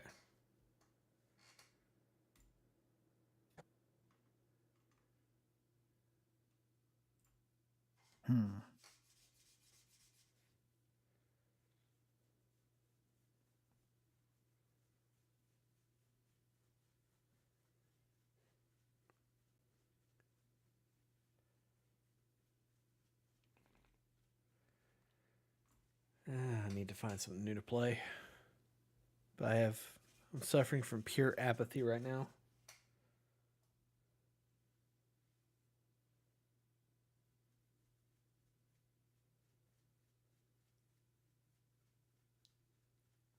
Why don't you play some Senua Saga? No, I'm not giving Microsoft any money right now.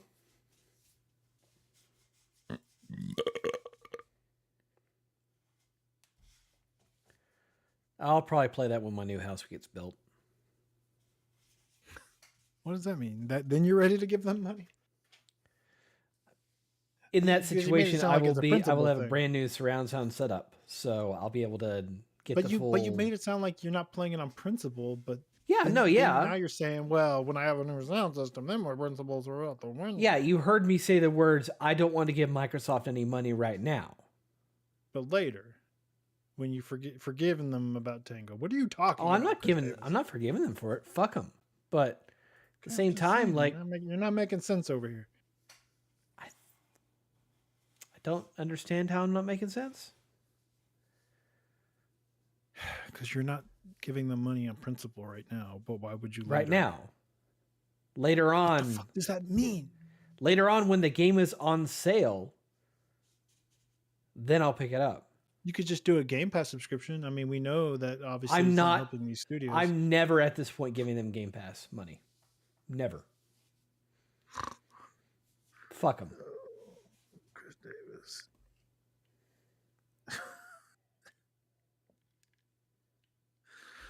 You understand? You're just giving them more money by not playing the game on Game Pass. Not if I'm purchasing it from a third party used. Oh, you're gonna buy a used copy of the game later. Okay. Why Yes. didn't you just fucking say that? Jesus Christ. You were confusing me and shit. No, that's fair.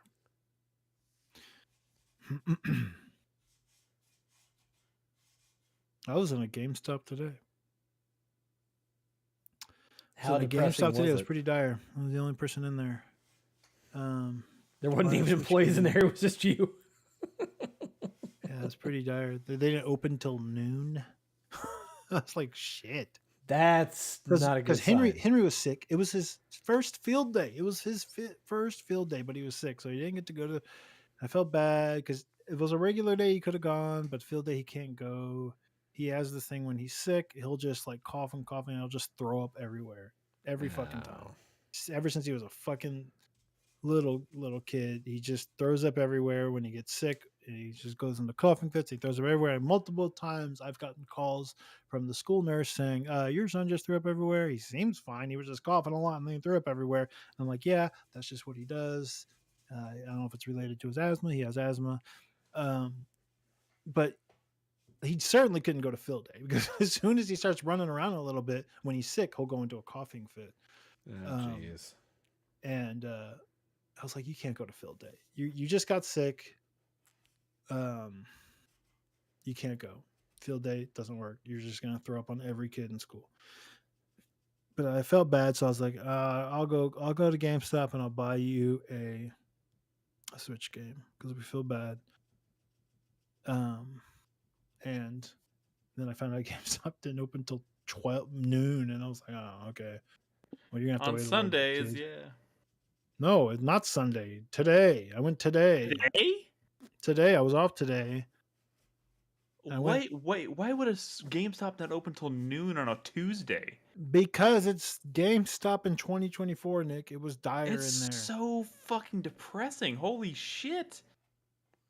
I mean, it's a wonder that you know they why, haven't Nick? started so they can, bankruptcy. So they can at have this a point. single employee in that building the entire day. One shift. Yeah. That is so fucked up. They were open 8 hours. It is.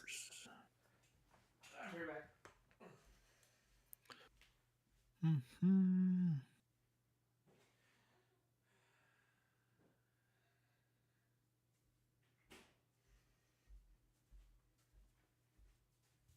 Got some game showcases coming up. When? What's coming up? In June. And there's supposed to be a Sony one this month. I keep hearing. The rumor is that Sony. Well, the rumor was Sony was going to do something before the end of May, but it's looking like they may not hit that. So, although it's not out of the question that they announce. Like sometimes they announce one and then do it like 2 days later. They do that shit all the time. Everyone does that shit all the time. But as of right now, there's a Summer Game Fest on June 7th, Future Game Show on June 8th, Xbox Game Showcase on the 9th, PC Game Show. Oh my god, these fucking the Future Game Show and the Potato Game Show and the, it's just like what endless, and it's like here's 100 indie games coming out soon. Stay tuned for the next showcase where they're going to announce 100 indie games coming out. And by the way, right after that's another showcase where they're going to announce 100 indie games. It's just a FOMO simulator. Okay, but at the same time, like, how are these games going to get a lot of their marketing done if they're not at some kind of showcase? Well, I'm not criticizing. I'm just saying it's exhausting, like, as a viewer. Like, I get it. It's exhausting. Like, Games I don't even look cool. But like, what am I doing here? Like, I love these kinds of things, but I've tried to sit through like a 2.5 hour PC game showcase before and was like, I don't know if I can do it again. I mean, I'm gonna definitely watch the Summer Game Fest and the Xbox thing and whatever Sony does. Maybe Nintendo will do a direct, hopefully, but anything outside of that, I'm just gonna catch the highlights probably. What's up, Oxplosive? Thanks for saying hello, for being a fan since Justin TV. Much appreciated. Well, maybe after the showcases, instead of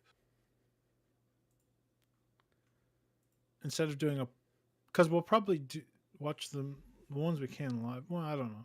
Maybe we could just do like trailer talk 7th? All night and just watch trailers and talk about them. I mean, I'm not opposed to that. June 7th is a Friday. Yeah, which means it's gonna be happening in the middle of a fucking workday.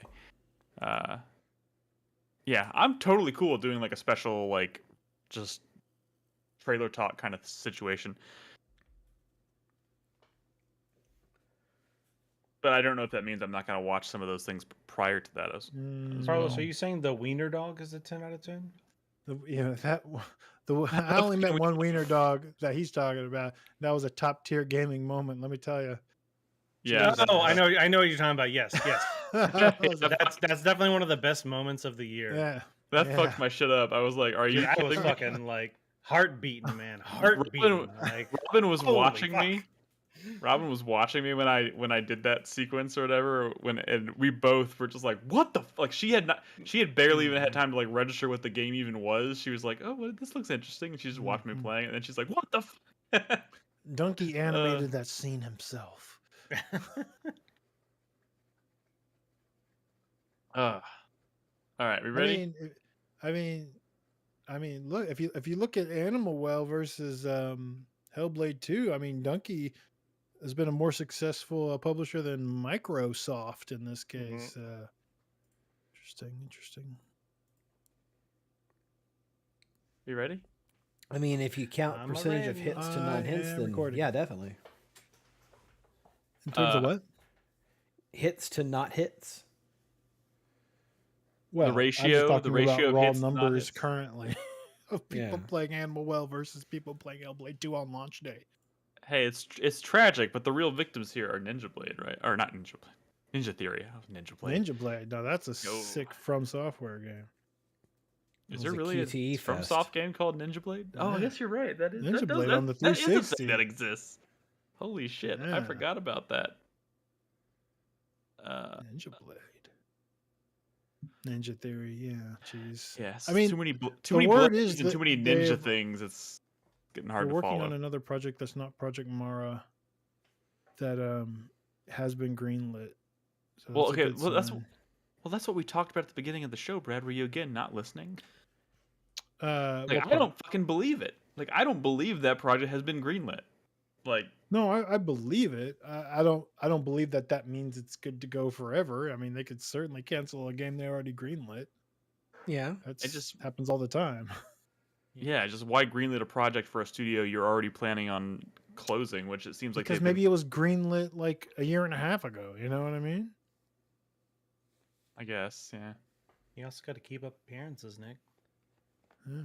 Big Can't- corporations like that, everything is, just going as normal until one day it's not. Even if they know Yeah. it's going to. And then you can The fire Redfall everybody. patch.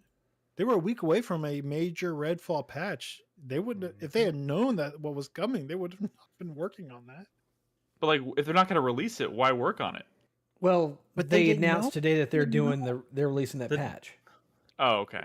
They are going to release that patch. Yes. They're trying to fight for some goodwill. They didn't give a fuck. Nick, what Brad is saying is the developers themselves didn't know. Obviously, Well, no, the Yeah. executives knew it's coming, and they're like, "Hey, just let them fucking keep working." I know, but the way it was y'all said it made it sound like they closed the studio a week before releasing this I would not patch, be and then surprised they were if they never did going. something like that. But then they were never going to release the patch, and I was like, well, if you knew you were going to do this before they finished the patch, then not let them release the patch, then like, it doesn't make much of a difference. Whatever. It's not Oh my here god. nor there. There's 16 people playing Redfall right now. 16 16. Jeez. Wow. Well, Shut according them to down. Steam. Yeah. on Steam. I feel like most people Wow. playing Redfall are going to be playing on Game Pass. I hate to break it to you. That's probably not even accurate. I mean, I'm not even saying it's probably not that big of a number, but maybe twice Well, that. Matthew, they closed Tango and they closed 388 people playing High Redfall Awesome because their projects are several years out. Yeah. It's easier to Anyways. shut down a project that's 3 to 4 to 5 years 518 out people than something playing that's Dread 18 months out. Delusion. Let's go. How many people are playing Crow Country? Tell me now. Crow Country. Well, how old is that game? Crow Country, Like a- 250. Well, that's only like That's a not couple great. weeks.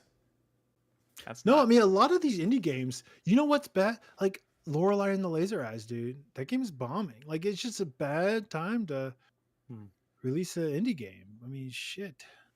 Yep. All right, let's do a roll There's call. 267 people playing Lorelei and the Laser Eyes right now. And knowing that game, like, that was a game that people should definitely still be playing. Roll call starts now.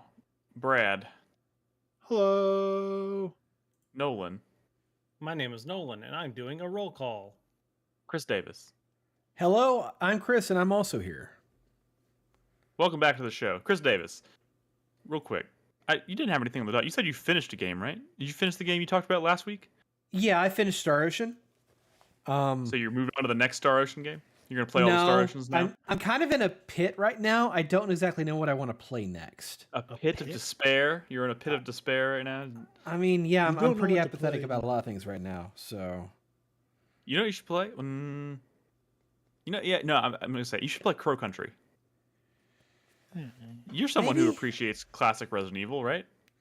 Maybe, but I'm kind of don't want to spend any money right now. Well, how much? You probably have so many games that you have not played, right? Yeah, I'm leaning into my back catalog. Okay. Okay. Fair enough. I've got some ideas. It's just I want to hear the ideas. What's your current top idea? What's one that you've really thought about for a bit, and you're like, this is a safe place. Be vulnerable with us.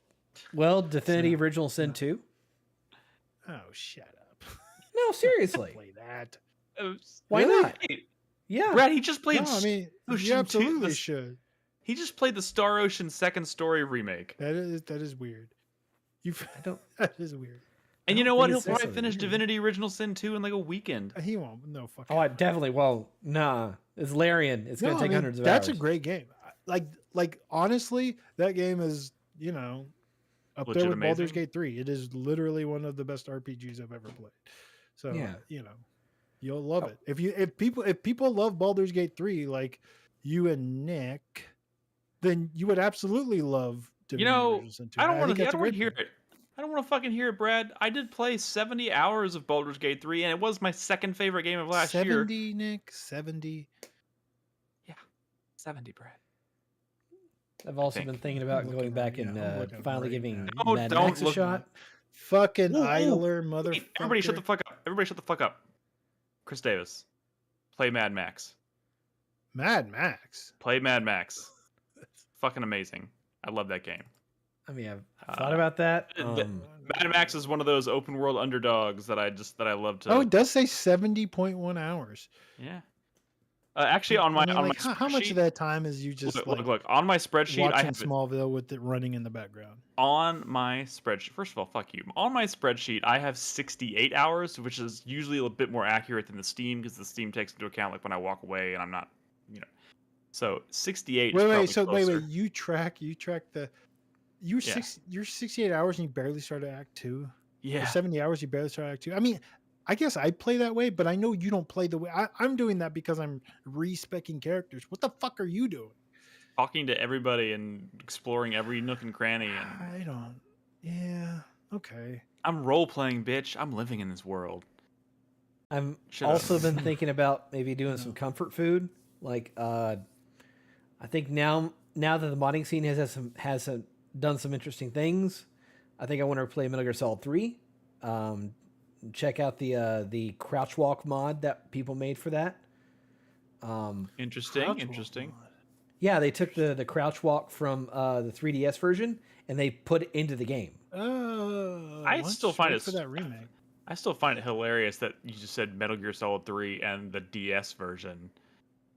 3DS. Yeah, the 3DS version. I know, but like it's just wild to me. I still can't believe that exists. But that's... Who do we have? Where's Zerby? I saw Zerby. He's played 13 hours of Baldur's Gate. What the fuck? Now he's get him. Yeah, Brad's gonna scroll through his friends list and just publicly shame people for how much Baldur's Gate they've played. Who's on my friends? No, seriously, Chris Davis, you should play Mad Max. There's not enough people played. I will say, like Matthew Steam? Dickerson in our chat says he's been trying to play Mad Max for years and now he's finally playing it. It sounds like he's enjoying it.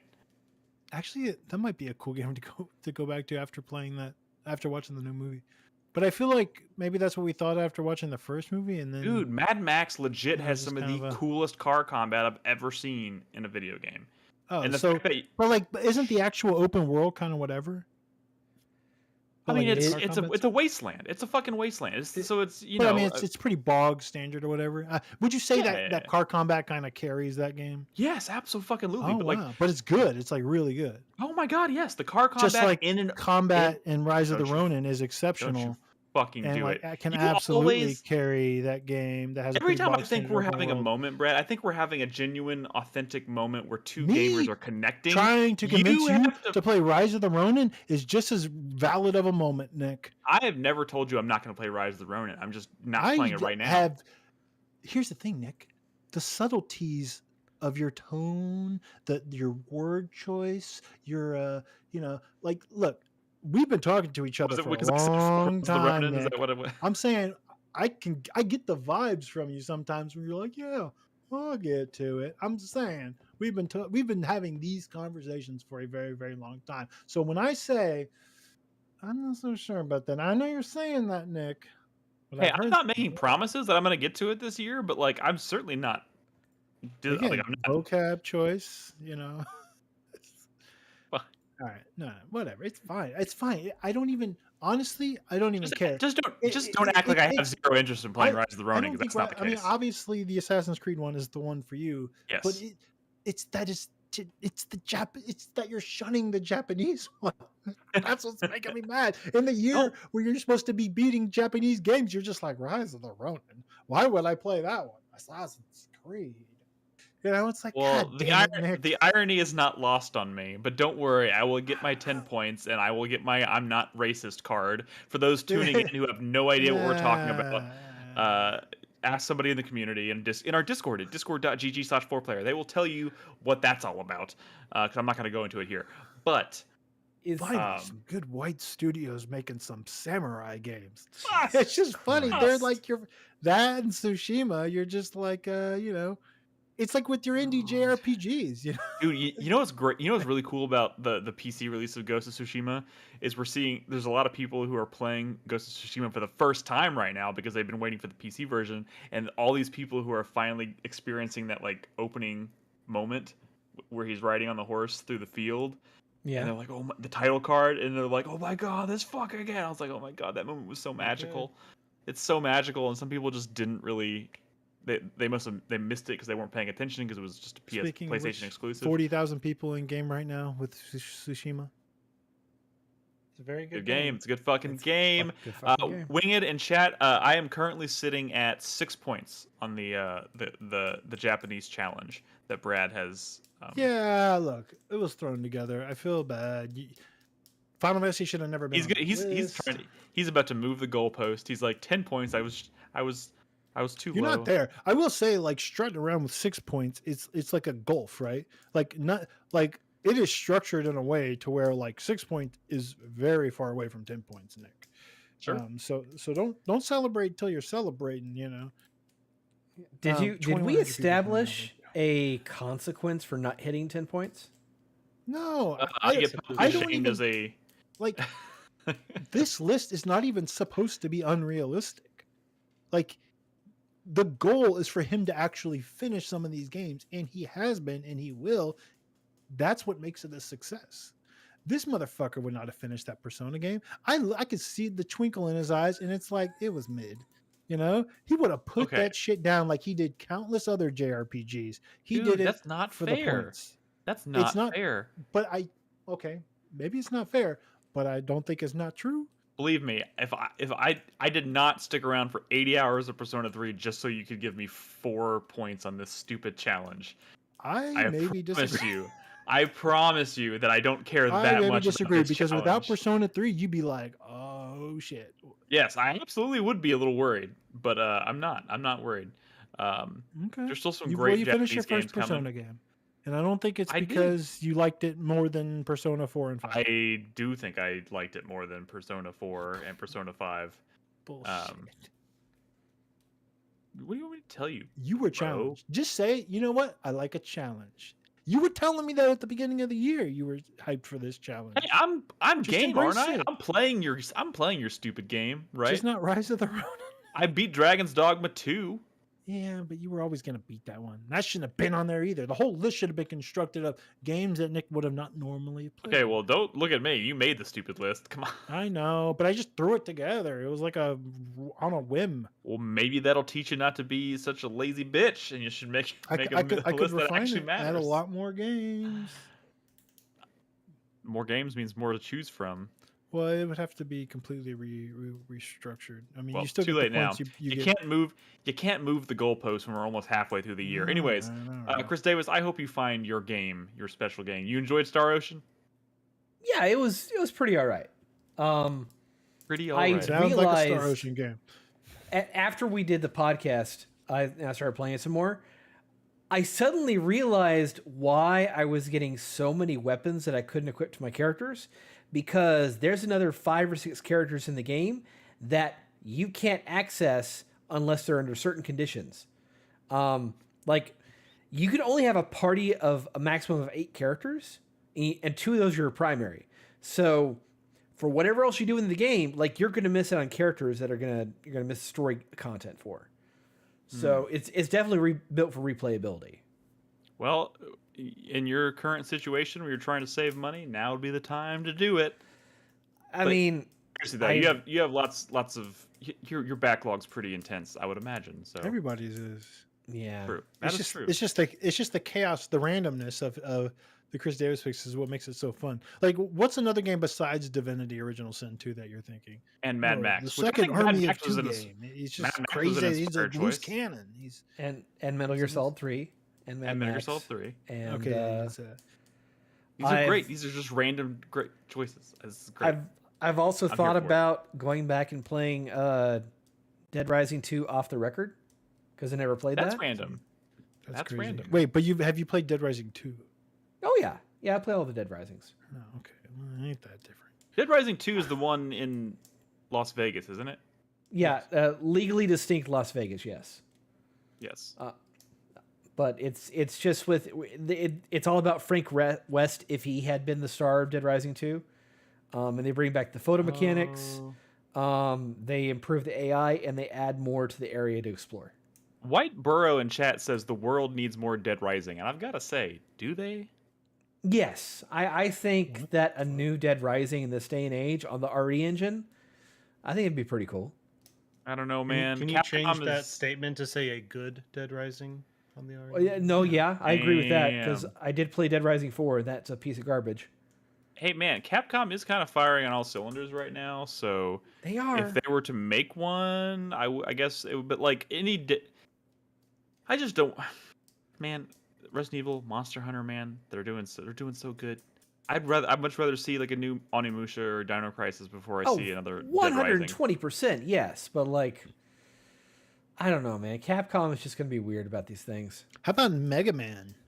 Can you believe Capcom? Capcom doesn't talk about Mega Man. Third-party publisher, and they just don't care about Mega Man at all. It's so weird, right? It's like if Sega or Nintendo were still making games, and they're like, yeah, we'll make all kinds of games, but we're not gonna make Mario and Sonic. Yeah, like that's Capcom's Mario. What the fuck, man? And they're not even trying. They're not even trying. It's so weird. It's so weird. It's perplexing. Did we talk last week about the new Resident Evil rumors going around? Yes, we did.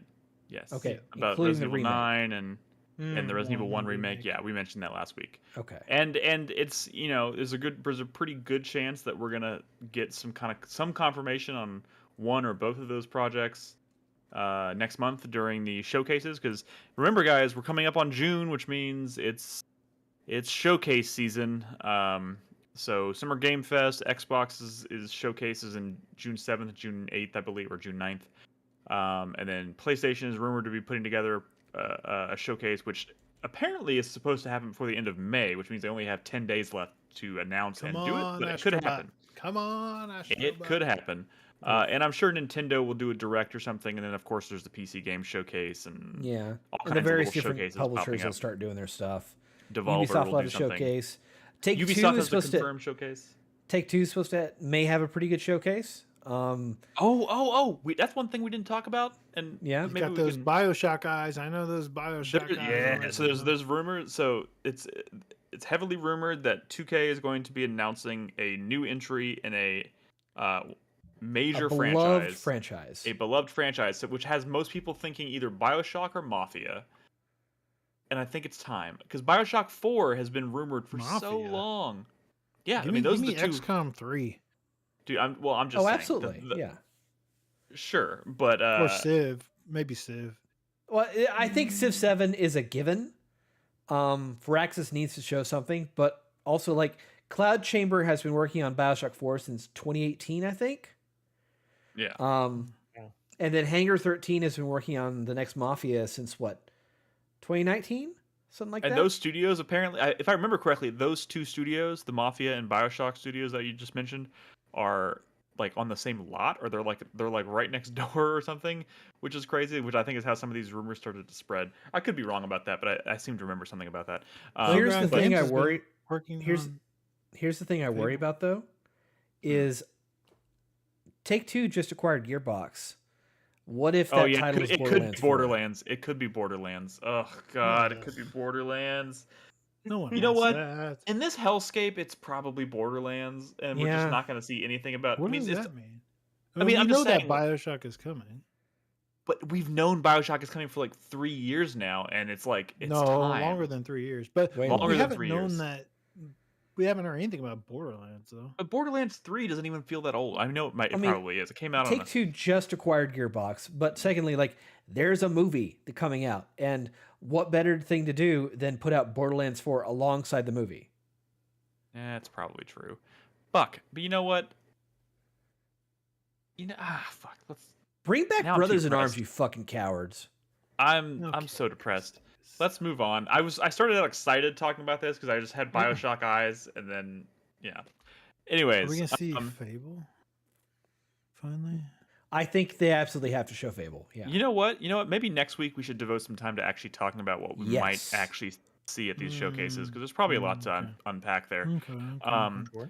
But real quick, I want to just kind of return, because I finished Animal Well. I've been playing a bunch of Fallout 4, but the game that's been kind of like I've been kind of unexpectedly obsessing over this past week is fucking Stellar Blade.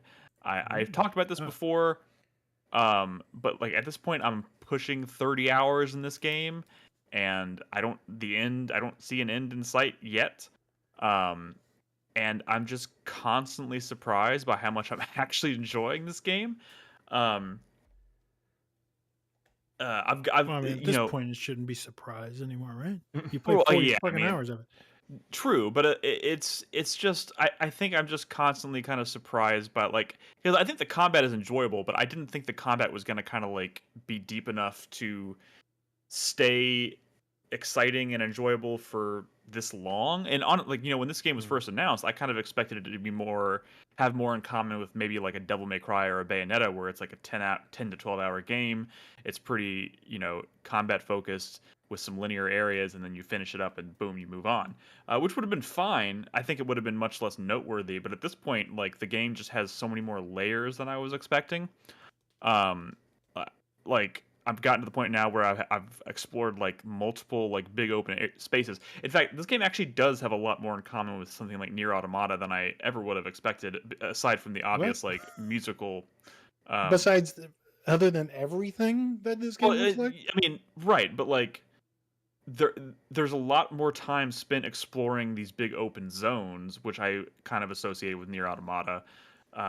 That I really just wasn't expecting to really be in this game. And if they were, I thought they were going to be pretty small and pretty easy to kind of like clear and move on. I played this game for like 5 or 6 hours the other day, and I was exploring one area almost the entire time, doing almost no actual like main story stuff, just running around, finding secrets in the world, exploring the environments, fighting shit, finding all the drip, because man, this game has lots of drip, just so many outfits and hairstyles and glasses and earrings and all kinds of stuff, not to mention all the stuff that you can like actually allocate to your character to boost their stats and whatnot. And it's been kind of a joy. Would you say combat and drip is carrying this game? Why do you always phrase it like that? Like, every game has something that carries it, right? Like, that's what are you getting at, Brad? Not, you know what I'm getting at. No. Continue. I actually don't know what you're getting at. Are you trying to? Are you making comments about the sexy lady being kind of this front and center of this game, and that's what everyone's talking about? What are you getting at? Talking about Rise of the Ronin. Come on, dude. Oh, why are we talking about Rise of the Ronin again? But pay attention to the words that are coming out of my mouth. Also, I think it is bullshit that you're not counting this game in our little challenge here, because this was... Okay, you're the one who talked about not moving the goalposts. You mean just add a game just because you played and it's Korean and that's out pretty close to Japan? Like, I thought the point... What are you talking about? I thought the point was to play more games that were Eastern developed. Literally never said the words Eastern developed. It has always been Japan. Yeah, he's Okay. always said I'm just Japan. saying that's a silly distinction. Because you're literally just finished giving me shit about playing Assassin's Creed and Ghost of Tsushima because they're I'm not gonna Western add developers. a random game that you had convinced yourself you wanted to play. That's super stupid. That's like Whatever. I mean, I told you I'll do that. You can have 2 points for finishing Stellar Blade, And then you're gonna move the... I'm raising the goal 2 points. Do you want to do it? Sure. I can have it. It'll make me feel better. 12-point goal. You get 2 points for Stellar Blade. All right, I'm officially an asterisk because it's not actually a Japanese game, but okay. I'm officially at 8 points. But anyways, yeah. God, you fucking derailed me, Brad. I don't even know what I'm talking about anymore. This game is but I do think it goes deeper than just like outfit. Like I'm having a legitimately great time exploring. There's fucking fishing in this game. There's a whole fishing quest in this game with multiple places. You can get multiple kinds of bait. You go all over the world. You find fishing spots. You use different kinds of bait in the fishing spots. You get the fish. You take it back to a guy. It's so... Nier had fishing?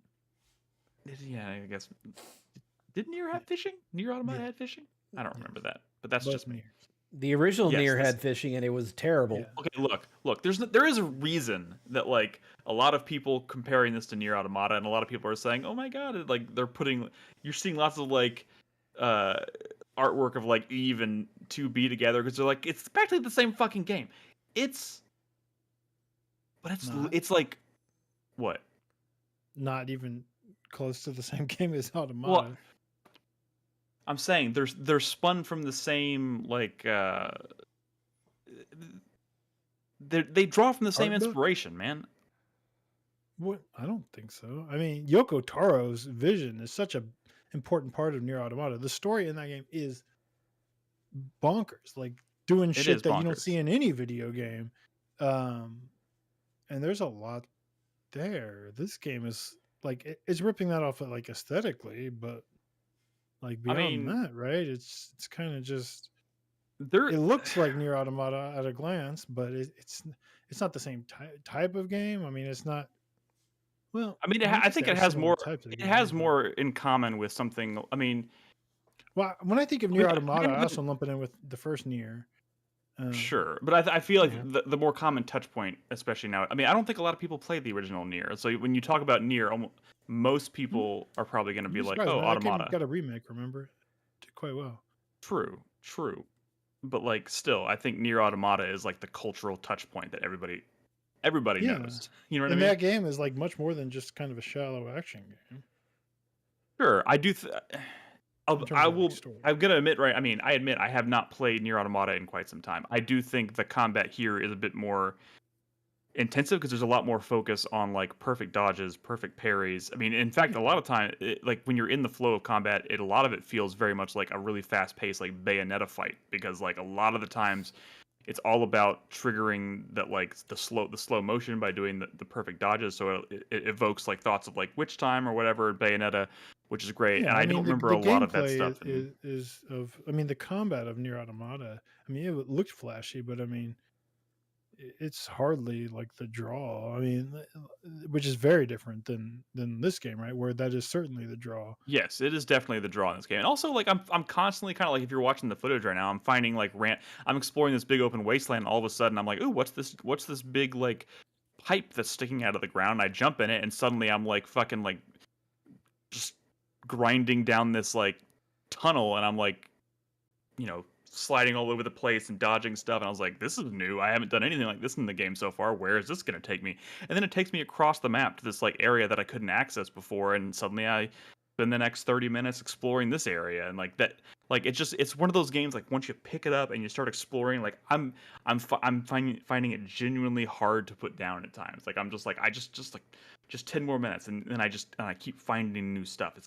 It's got those hooks, and again, like a lot of the things that this game rewards you with are those outfits, are those like aesthetic things. But at the same time, they're feeding you like things that actually improve your combat abilities or shift the focus of your combat. Like you can equip these attachments that'll like make it easier for you to like execute perfect dodges and perfect parries, but like which is actually really great in combat. But to equip that, you suddenly have to sacrifice things that give you health boosts or do additional damage with like burst skills and stuff. And they keep layering on, like they give you a gun that has like multiple different kinds of ammo, so suddenly you're keeping track of like how much ammo you have at any given time. You're having to switch between the different firing modes. You're upgrading those, and every time you upgrade them, you can hold more ammo, or it changes the way that it fires. All kinds of stuff. And then they're giving you like they do the R3 and L3 thing where it's like it's got like what do they call it in like Devil May Cry, the like the demon mode or whatever. So it's got a version of that. But then you also have L1 and R1 are tied to different kinds of burst attacks, which are triggered by, you fill up these meters through totally different means. So it's like in combat, you just have so much at your disposal at any given time, and it just keeps combat feeling fresh and exciting and fast paced. And I'm loving it, man. I just really didn't. When I started playing this game, I had very low expectations, and it's quickly become kind of an underdog. Is it because for me, it was I think. Eastern developed? Is that what your expectations were? You nailed it. You crushed it. You crushed it. Yeah. Hey, by the way, I'm looking at Steam DB for Near Replicant. Like the estimates, they have different sources like kind of draw up estimations based on all the numbers. Anywhere from like 500,000 to 1 million copies, just the Steam version of Near Replicant. Near One, can you believe it? That's game good. Which is only because it came out after Nier Automata, and Nier Automata was the thing that put Nier on the map. No, and Platinum did a really good remake, but it was also several years after Automata. Yeah, I mean, Nick, I'm not saying that like Nier Automata wasn't the one that did really well, but like, remember what Nier 1 was back then? I mean, yes, I do. I have played it. It was like it's admirable that like people went back to like play. So many people went back to play this game. I mean its peak was 28,000 concurrent, and let me tell you, I don't think Hellblade 2's ever getting that high even close. This is like the 18th time you've reiterated that Hellblade 2. I'm saying that's really good. Like Square Enix has a franchise here from that Nier, the first Nier. It was my game of the year that year, but that game scored sub 7. That was in the 60s or 50s or whatever on Metacritic when that came out. Like, to think that game launched a successful franchise, is fucking crazy. Yeah, it is. And I'm guessing Platinum has to be probably working on a third one, right? I mean, the rumor is that Yoko Taro is working on a new one. Yeah. Maybe we'll find out about that here pretty soon. Platinum has to be working on something. What the fuck? After Kamiya left, have they released anything? They still had their giant kaiju mecha game coming, right? I forget what it was called. No, that was Kamiya's game. There's no fucking way that's coming out. Project GG? Oh yeah. Project GG. No, there's no fucking way that's coming out. Why not? It's because that was his baby. That was his. Projects change personnel all the time. He probably left because that was canceled. That's my guess. You think? But the thing is, that's too Kamiya. That's Wonderful 101 and Beautiful Joe. Like there's no fucking way. There's no way. I mean, I refuse to believe there's not at least one other person at that studio that was interested in working on that project. But that doesn't mean I think anything. It's the money people that really make that decision. Yeah, being interested in working on a project doesn't really come into no play, fucking way. Unfortunately. My guess is that project is what was keeping Kamiya there. I'm guessing that probably died. Oh yeah, Bayonetta Origins was her last. Phil game. Spencer just kicked in. He just loves kicking in doors at Platinum. He's like, this one's canceled. We're not even paying for this one, but fuck you. All right. Yeah. Oh yeah. Stellar Blade. Origins. Stellar Blade. What do you think? What's the legacy of Stellar Blade here? You think this is gonna be a success? I don't know. I feel like this is a game that's hard to like have a deep conversation about. To be honest, I know I'm not trying to be unfair, but like, what else are you gonna say about Stellar Blade? I mean, I wanted to talk about it, man. I've been obsessing over this game for a week. Well, you've talked I wish I about was playing it right now. This I is not wish the I was first playing time it right you've now. mentioned it on the podcast. I know. We've talked about it. It just keeps cool. getting it just keeps getting deeper. It's like peeling back an onion I believe that you. has so It many is a more game layers than I ever want thought to it would finish. have. You It should is play a this game I though. want to finish. Yeah. I mean, I appreciate the fact that there's a different environment than just a destroyed urban cityscape. Now Dude, there's actually a desert destroyed urban cityscape. Dude, there's actually lots of it's you know what, actually the thing I'm constantly annoyed by is the fact that this game doesn't have a photo mode, because holy shit, it needs a photo mode. Oh, they'll add know it. why it So many doesn't. reasons. For so many reasons. Yeah, Nolan's right. You 100% know what the photo would be used for. Well, I mean, sure, yes. I mean, but like they give you all these outfits and they give you these like really cool, like, dude, there's so many cool like combat animations and shit that would make really awesome photos. Oh, I'm sure that's exactly what people are going to take pictures Okay, of. come on. I don't know what to tell you, man. It needs a photo mode. It's actually a beautiful game. I mean, if they don't add one by the time that the PC version comes out, they're never going to add one. But I suspect I get it, Nick. I get it. You want to get lots of shots of the ceilings, huh? yeah. You got it. You nailed it. Crushed it. That skybox. The skybox, Some kind of box. No, oh my god, no. God damn it.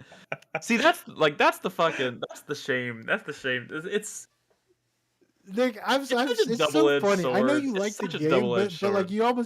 you almost feel mad that like it's also the horny game. It's like no, it's. I mean, kind of. It's okay for it to be horny and good. No, You don't have to. I thought it was okay that it was the horny game when I didn't think it was also like a really deep, impressive combat game. Wow. Like, you know what I mean? Like, it's just like, I was like, okay, it's got a thing. You've It's never doing its played thing pretty Bayonetta. well. Like, look at that fucking anime. It's so cool. Or Dude, near there's so many... automata, if you will. It's okay. You know, Games can be good and horny. You don't have to be ashamed of. Believe me, I know games can be good and horny. This is one of them. I'm just.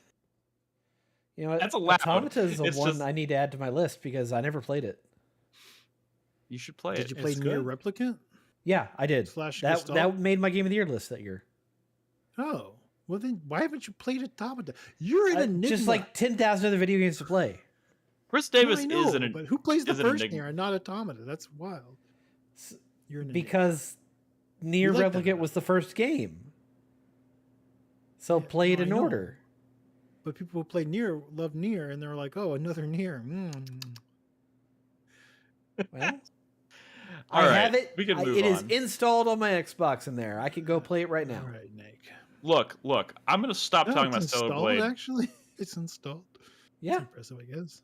It's better than just being on your shelf. These fucking attacks are so cool, and I can't take any cool pictures. It's pissing me off, man. It's pissed You me need a damn off. photo mode. You know, Rise of the Ronin has a cool photo mode. I heard. Does it? Yeah. Or are you just making shit up No, to I'm make me serious. interested in I'm playing serious. You can advance like frames too as part of the photo mode. it? I'm gonna research this. I mean, photo modes are legit arguments for me playing certain games. You don't think I'm gonna be using that photo mode in Hellblade 2 to like extend the life of that game by like another 4 or 5 hours? You're dead wrong. Yeah, but we don't. I mean, we don't need to see screenshots of your cutscenes. You know, we want screenshots of games that you play. Never mind. Just where is this Okay. podcast going? Nick? Fantasy Critic, man, we're here. We've made it. We've made it to the. I mean, What we was it? already talked about We've talked about Crispy's. nothing tonight, and it's already 10:40. What the fuck? We've talked about a lot of shit. What do you mean? Yeah, we've we've talked so about much. nothing? I'm kidding. Fantasy Critic stuff's happening. I mean, right? games Games have released. Games have we been talked picked about up the for big thing $30. earlier, though. Crispy bid. We didn't really talk about it. We did, but yeah. Haunty came out, Which and is you know funny, what? 'cause I it was- thought I'd get it for $1, but I didn't. Haunty because came up Crispy briefly. Spent 30.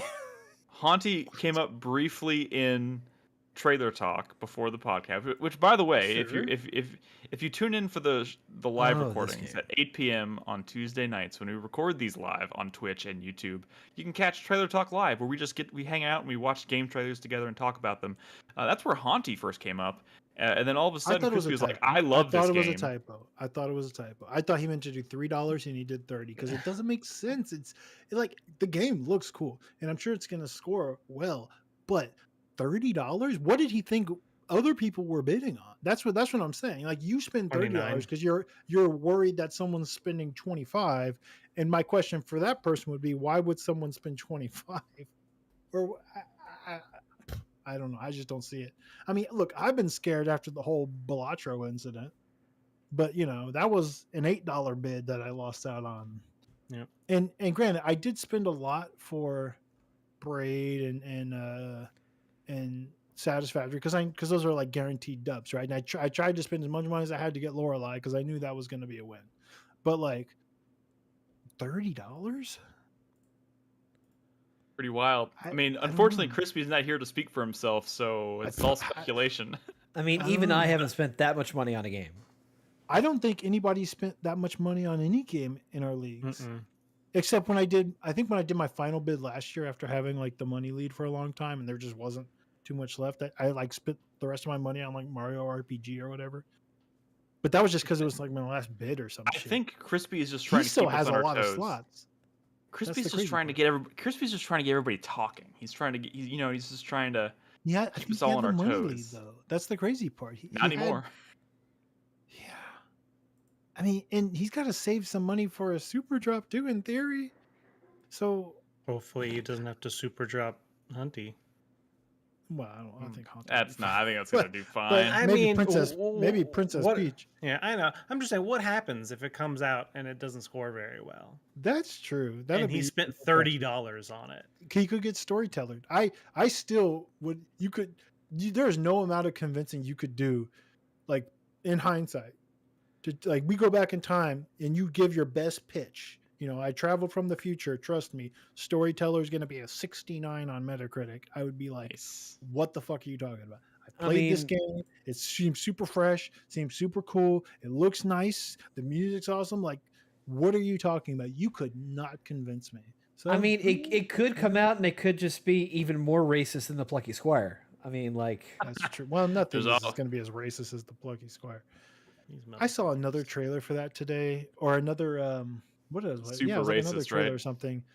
That looks so good. I hate Nolan. So good.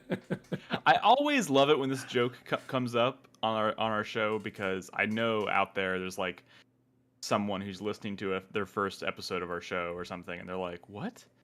The Plucky Squire's a racist game? What? That game looks so nice." And then, but I kind of lost the thread on the inside joke at this point. I'm just. I just hope nobody's taking it seriously, but it's still pretty fucking funny because the game's adorable. Yeah. Nolan's. I was afraid of Nolan's list, honestly, but the thing is, he still has 6 spots open, and then a lot can happen in 6 spots. Nick is the one he's kind of filling up, and I'm not seeing too many like L's. Even Indica's been climbing. Yeah, that was random. Indigo went up 2 points and then dropped another point, so it's now it's at 78. But I was like, I'll take the late game Hellblade point boost, though. Sure. I feel like Hellblade I think we were expecting more. I think it underperformed a little bit under what I was expecting, but at the same time, I'm not really disappointed in it because 83 seems like that's kind of where the first one ended up, maybe around like an 85. Yeah, I know, but I mean, you think of sequels, bigger, better, more badass. Like I was not expecting. Even and I think this is a whole other still... topic, but I was not expecting this response to Hellblade 2. I was also kind of shocked when I started reading the reviews. Like, oh, it's even simpler than the first game and just as long. Like, I was really surprised. I saw somebody who was like, somebody told me that the combat in Hellblade 2 is simpler than the first, and I literally can't understand how that's even possible. That's what I'm saying. Like, I found that shocking, and that there's less of it. But like I was surprised. It's still sitting in at 83 with 80% people recommending it. So it's like there's stuff there. There's something there people enjoy. It's divisive. So I'm not talking about the game. I'm just saying, like, as far as like Fantasy Critic, to me I feel like that underperformed. The thing I think I'm the most worried about, and I think some people in our Discord have expressed this sentiment as well, is especially considering Hellblade 1. I mean, Hellblade as a franchise has always been, they've always touted like it's about like trying to say something meaningful about mental health and like trying to like tell a story from the perspective of somebody suffering from mental health problems or whatever. And like the first game was kind of applauded for being pretty good at accomplishing that. And I've heard some people say that the second one kind of drops the ball in that department, which is really surprising. because I thought they were. I think that the I thought they had kind of set themselves up to like do. I thought it's like even if the combat is simple or not, if the game isn't super game mechanic intensive, like that's the stuff I thought they were going to probably nail. And it seems like some people are like, maybe not so much. So I don't know where I'm going to fall. I'm actually, I'm pretty interested to play it now, and more interested than I already was, because I'm like, I don't know which side of the aisle I'm going to fall on that one. But I'll talk about it next week because I'm going to play it soon. Maybe tomorrow. Hey, I got some scores on the board. Yo, you got your Lorelei score, which is good. My Lorelei score is sitting at 87, I think, right now. Which I wanted that one so bad. I was so shocked when you. And remember, did you see me screen cap the conversation last year? No. I fucking tagged you. You dweeb. Go look at it. Scroll up and look at it. It's funny. There was a conversation last year because Drunken Merch has been like on and on about this game ever since it was announced. And you had gotten into a conversation where you're like, I don't know. I don't really see it or whatever. And then I popped in. I'm like, no, Nick, this is Simogo. Trust me. Like this shit is going to like they ship W's. They ship W's. And it was like, trust me. Like, I think this one's going to hit really big. Thing is, this was in 2023 and they didn't have a date, and it would have been really stupid to bid on it, because don't bid on indies without dates, because you don't know. Yeah, that's true. And at the end of that conversation, you're like, all right, I'll keep an eye on it. And I'm like, fuck. I feel like if I didn't have that conversation with you, maybe I would have had that game. Well, I mean, here's the thing. I know enough. I mean, I don't have too much of a history with Simogo, but I know that we as a site have played and enjoyed Simogo games, and they've reviewed well. So I was like, it seemed like a pretty safe bet. When I saw that it had a date, I was like, this seems like an obvious choice. Right? I know. Like, Crispy really loves Yearwalk and Lorelei and Laser Eyes. I'm not saying I'm not going to play it. I'm not saying I'm not going to play Lorelei and Laser Eyes. I'm looking forward to hearing Crispy talk about it next week. But yeah, I'm looking forward to playing it too. I just need somebody to buy it. I'm waiting for Carlos to buy it.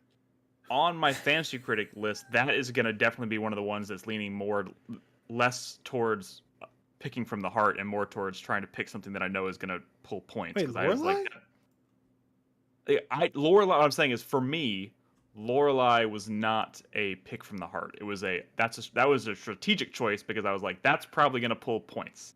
So I'm going to go ahead. But you also, I think that's like super up your alley, that game. I mean, it might be.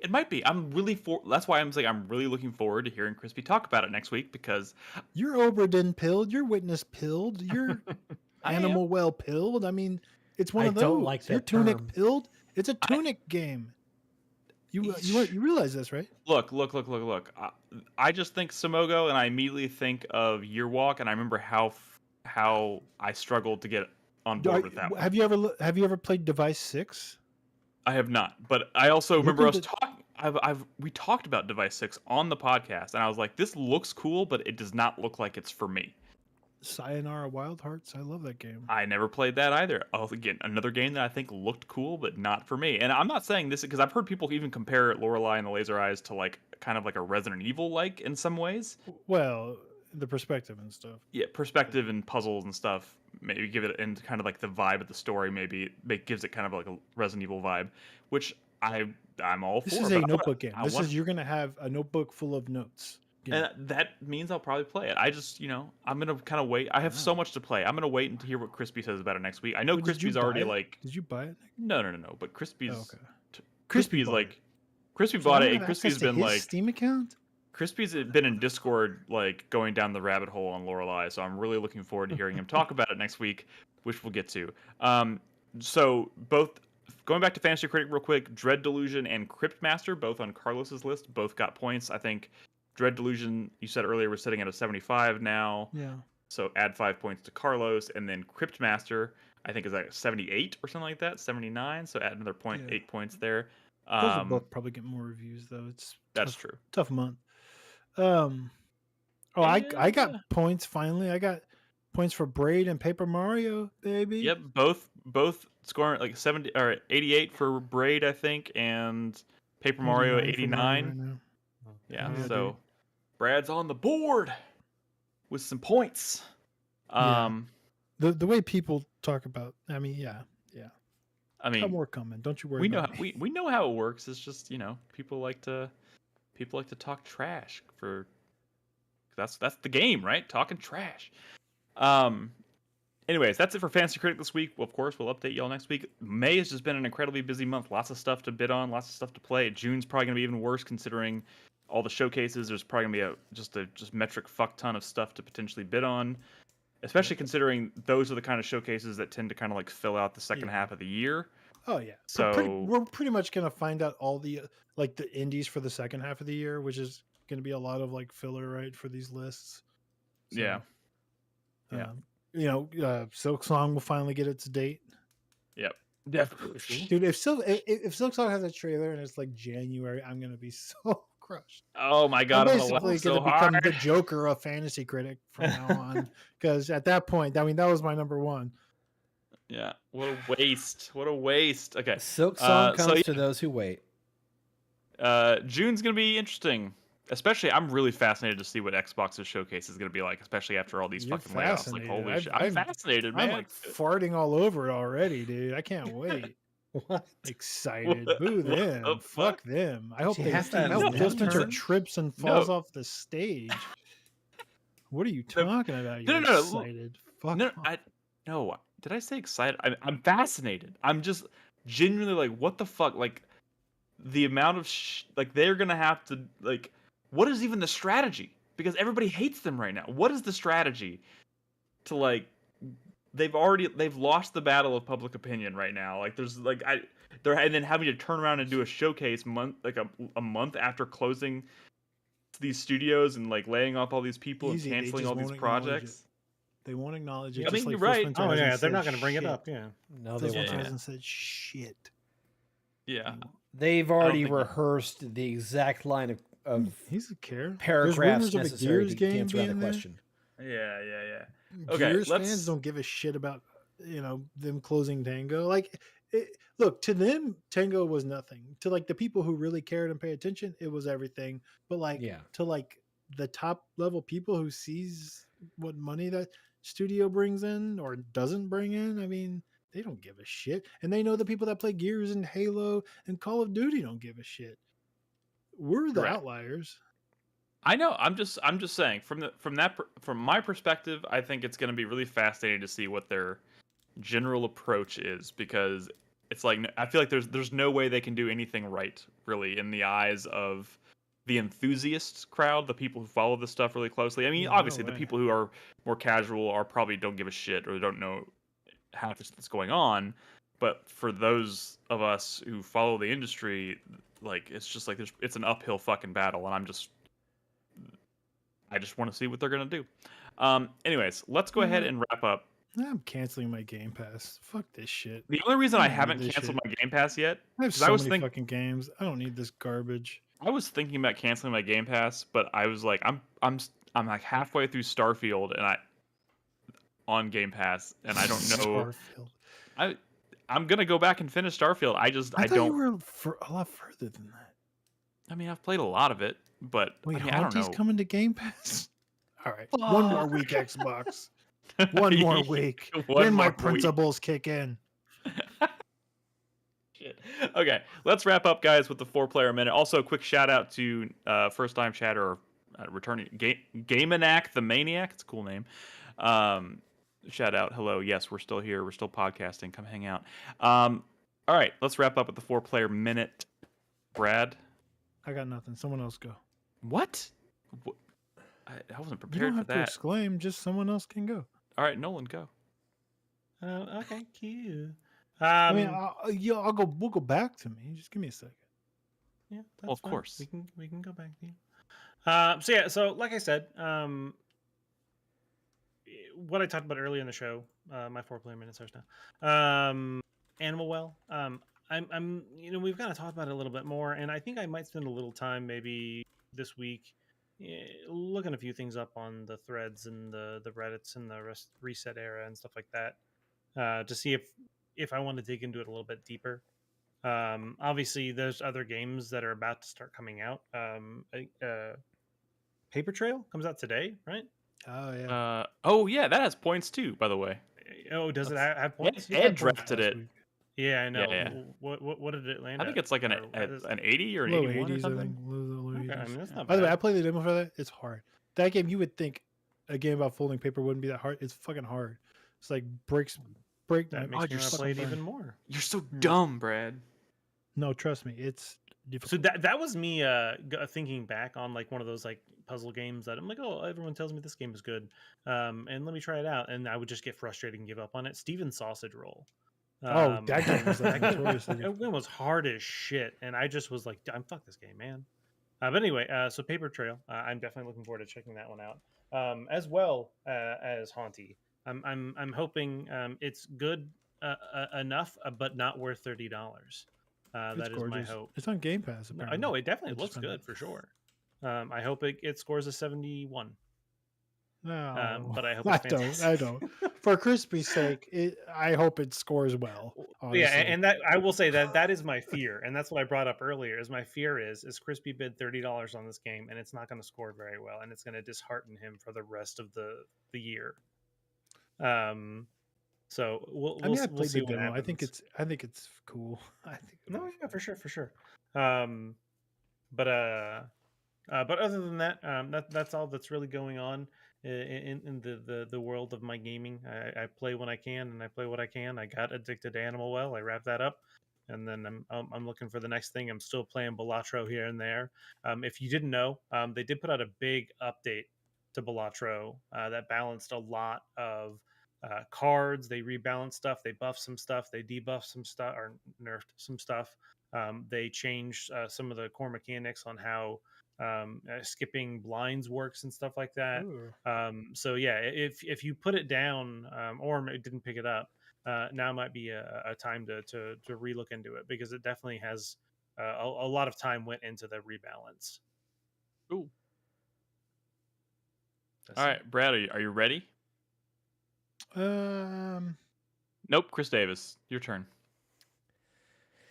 My 4-player minute is just the general apathy I have playing video games right now. I talked earlier about games that are kind of on the next round of my backlog to work on, like Mad Max and Dead Rising 2 Off the Record and Divinity Original Sin 2 and Nier Automata. Those are priorities, but I may just have some weird ass shit come out of nowhere and convince me to play it, like fucking Crusader No Remorse or something like that. I don't know. I'm just kind of distracted right now. Also, like I'm building a house, and I've got my final design appointment this Saturday. So I've been prepping for that and getting all that figured out. That's taking up a lot of time. Man. And thank you, Chai Tai, by the way. He gifted me a 2-month code to Dropout, and that has been my nightly entertainment for the past week or so. Look at Chai, community hero, even with a broken ankle, leg. Yeah, he's leg. Fucking his leg. Hero. Yeah, he fucked up his leg, and you know. Yeah, I think leg. One of those things, and still just being an absolute community boss. Yeah, so I've been watching Game Changer every night and having a blast watching that, and I'm going to catch up with the rest of their content. That is a good show. Yeah, I'm up to the 3rd season now when they're in the middle of the pandemic. So Jesus, they put out a lot of content during the pandemic. Which one's Game Changer?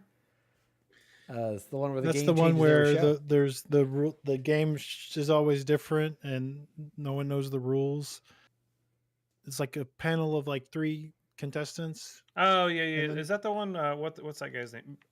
Brennan something? Brennan Lee Mulligan. Yeah, he's on a lot of episodes of that. Okay. Yeah. Okay. That one's kind of been on my. I've been meaning to check that one out, because every once in a while clips will pop up online of Brennan doing stuff, and he seems pretty funny. So it's basically the old College Humor crew doing their own version of Taskmaster sometimes. Gotcha. It's got Taskmaster energy. So if you like Taskmaster, you'll probably like this show for sure. Yeah. Okay. Just funny people doing funny things. Yeah. Okay. So yeah, that's basically been my stuff right now. Once I get done with this next round of house stuff, I'll be free to actually play more video games. So you act like you didn't just blow through a JRPG. a 30 RPG that I've been playing for over 2 weeks. Like that's over 2 weeks. You know how I am, Nick. I finished. I do Zelda in like a month, so that's a 150-hour game. It's wild. Yeah. Yep, it's wild. All right, Brad, are you ready? Fuck. No. Well, I mean, what do you want me to say? I got nothing to talk about. A your lot of games. I'm drowning in games here. You know, y'all want to know what Henry's been playing? He plays. Yeah, games talk to every us now and about what then. you've been introducing your son to. Introducing him to? What do you mean? How that he makes his own choices. You know, bought him a SpongeBob game. He's like, I don't want to play that shit. He's That's playing garbage. Grand Theft Auto. He makes his own choices. He well, I told you about Goat Simulator, right? Mm-hmm. How he found No, a I portal don't where think he you- like. I haven't told y'all this. He's been playing Goat Simulator 3, and where you're a goat and you're like fucking shit up. You like, you know, you just headbutt people and they fly across the screen because it's like sandboxy, surprisingly physicsy. violent, right? It's like a violent thing where you're a goat. Familiar And you with found Goat a portal. Simulator, but I'm not familiar with what Henry's been doing with it. The most recent one, yeah. Just He murdering found people. he found a portal. He's like, look, Dad. And he jumped into it, and out popped like a guy. And he's like, look, I'm just a guy now.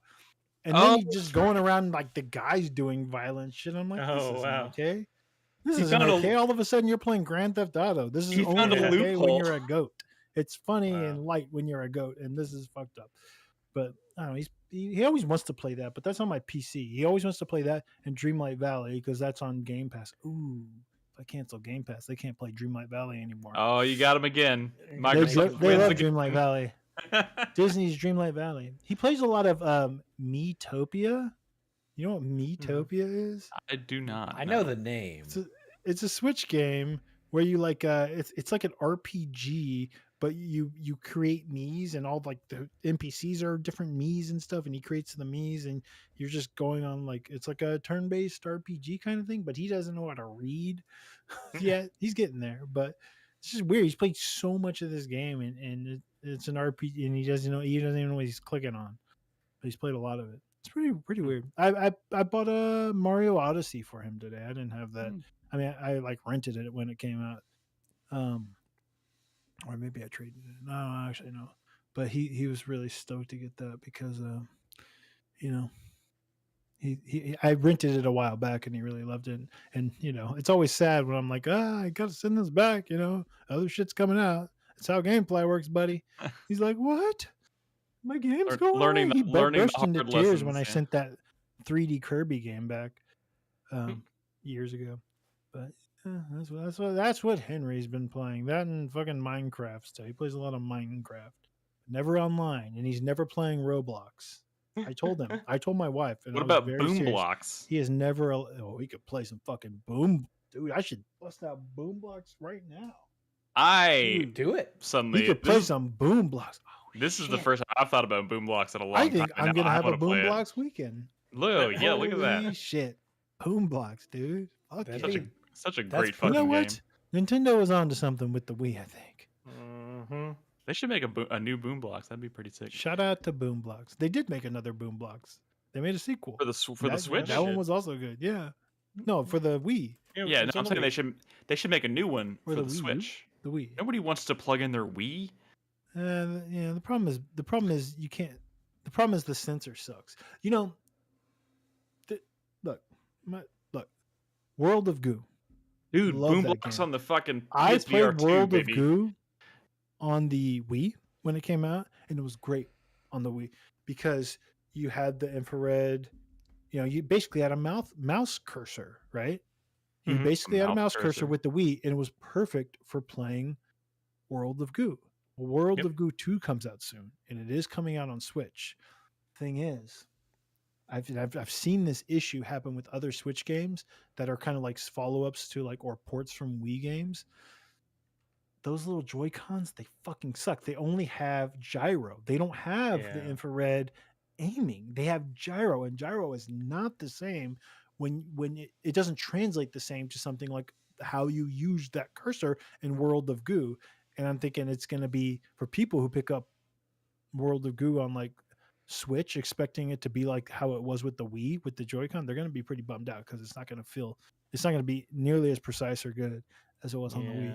So I'm a little bummed. I'm a little bummed that there's a certain kind of game that is kind of gone with those traditional Wiimotes. Kind of same thing with like the DS I'm surprised Nintendo hasn't like come up with some kind of like Switch accessory that's kind of like Well, I mean, it's just different. It's just different technology in there. That's all. Okay. Okay. And let's see, my 4-player minute starts now. I've been sitting over here trying to figure out what I'm gonna say, and my brain's going in so many different directions. I'm still I can't stress this enough. I think Stellar Blade is a fucking. I think it's weird. I think it's gonna be an it's underdog. not weird. I think it's gonna be an underdog, man. I just can't stress enough how kind of pleasantly surprised I am by it. And that Top is 10? just that is it your favorite game of the year so far? I think it has a real shot of being in my top 10 at the end of the year. Wait, oh boy. No, that's not what I asked you. Wait, no. I said, Chris is it your was favorite asking game that. of the year so far? Oh, so far? I mean, right now it's between this and Dragon's Dogma. I'm telling you that What much. about Rebirth or what have you been playing? Rebirth? Well, I mean, I'm just saying I haven't finished Rebirth yet, so I don't know how I feel about it. Pacific Drive? You like it better than Pacific Drive? I have not finished Pacific Drive. I have not finished Rebirth, which are both. What the fuck have you been doing? Have you not been listening to our podcast? Do you like it better than Crow Country? And dude, I don't fucking know, man. It's just, it's already a hard. Like if you sat, I could make a top 10 right now because I think I've you like it finished more 2 than games. Dragon's Dogma 2. I feel like it's one of those things where it's like my brain right now is telling me if I had to make a list right now, I should put it in my number 1. But I'm like, that seems criminal. It seems criminal. It seems fucking criminal compared to Dragon's Dogma 2 because like it just doesn't seem right. But what have you played this year? I can tell you exactly what I've played this year. Do you want me to spend my 4-player minute telling you what I've played this year? Only if you can pull it up right now. Yeah, I've played Prince of Persia: The Lost Crown, Persona 3 Reload, Dragon's Dogma 2, Indica, Crow Country, Animal Well. Those are the games I've finished. Do you like it more than Prince of Persia and Persona? Holy shit. Yeah, I think you need to go all the way with this one, man. Dude, I am already going all the way. I want you to finish Baldur's Gate 3 and tell me you prefer Stellar Blade. No, okay, I'm not a fucking psycho, okay? You know what I mean? Like, don't look at me like that. I'm not that insane. Like, realistically speaking, if it finds its way into my top 10 at the end of the year, it's going to be near the top. You know, I mean the bottom, the 10, 9, whatever. It's probably going to end up there. That. I just hope there's so many games not the coming only out person who's gonna beat Rebirth this year. No. Rebirth is absolutely as soon as I finish. Just because we don't poop sock like you, don't mean we're not gonna. As soon as I finish Stellar Blade and Hellblade 2, I'm gonna focus on finishing Rebirth. I'm taking a 4-day weekend this weekend, and I'm looking forward to just kind of relaxing and trying to get through some of these games. But yeah, I guess enough talk about Stellar Blade. I just want to, Hellblade 2. I'm a little disappointed by kind of the reception that it's had, but like I don't think it's being poorly received necessarily. But some of the things I've read have me concerned. Divisive. It's divisive, and I wasn't expecting it to be this divisive. But also, retroactively looking back on kind of like what they've shown in this game, it kind of like it shouldn't be that surprising. Like they've shown very little. And maybe this is why. Maybe this is because there's not a lot of gameplay intensive stuff to show, or maybe they just didn't have a lot of confidence in it. I don't fucking know. As someone who loves story and loves technically impressive games, I think it's going to impress on that front, no matter what. But like, I still want the gameplay to be satisfying. So I don't know where I'm going to fall, but you'll find out next week because I'm pretty sure I'm going to poop sock that game in like 1 or 2 sittings in the next couple days. So yeah, look forward to next week. I'll talk about it and we'll see where I stand. But yeah, that's it. That's what I got. I'm looking forward to the showcases in June just because new game announcements are always exciting. So we'll see what happens. But it doesn't really change the fact that the industry's fucked right now. So yeah. Anyways, I think that's it. That's our show. Thank you for listening, guys. Tune in if you're interested. If you're listening at home, you can tune into these episodes live every Tuesday nights.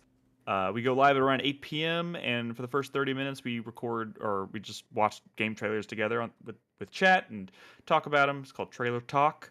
Tune in for that, and then at 8:30, we've been starting the recording. So, in the meantime, you can find our podcast on Spotify, all the different podcasting services, all that stuff. You can find us on 4playernetwork.com. But yeah, in the meantime, guys, we hope to see you in Discord at discord.gg/4player. But in the meantime, be good to each other, play video games. Good night. Bye. Bye. I see Nolan over there smiling. He's like, he's gonna say it. 349, 759. What is it? Exactly. You got it, Brad. You nailed it. First try. 795. 95. When does a Yeah, it was just we talked about it earlier, Nick. So I wasn't sure. Yeah, if you were gonna I know. I realized it. I was like, oh fuck! I almost said it. I was like, of course, nothing gets by Nolan either. I was like, I saw the smile. And he's like, he knows. Yeah. Warcarl, rent from store was definitely a big thing, and I remember when I used to work at Hollywood Video, and people would come in and we had like a bundle for X number of dollars a month or whatever, and you could rent as many games. You just only could have like 3 out at a time. And people would come in, rent like 3 games, go home, like burn the discs, and then bring them back, and then get like 3 more. Yeah. And I knew what they were doing, and I was like, "Good for you." They don't pay me to care. Fuck the man. Oh yeah, no, I didn't fucking care. Yeah. I wasn't losing anything.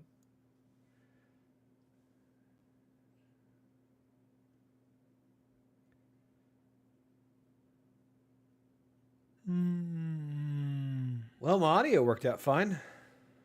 It did. Yeah, my headphones didn't turn off, so I think maybe that little thing may have worked. Everything's coming up at Millhouse.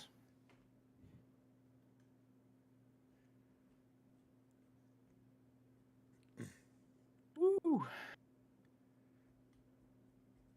Man, when y'all were asking about like games that are coming out in like June and July that you're excited about, I looked at the list and nothing grabbed me.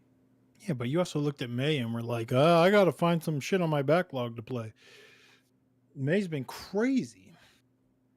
We just don't look at these lists the same way. You know, there was some I was thinking about.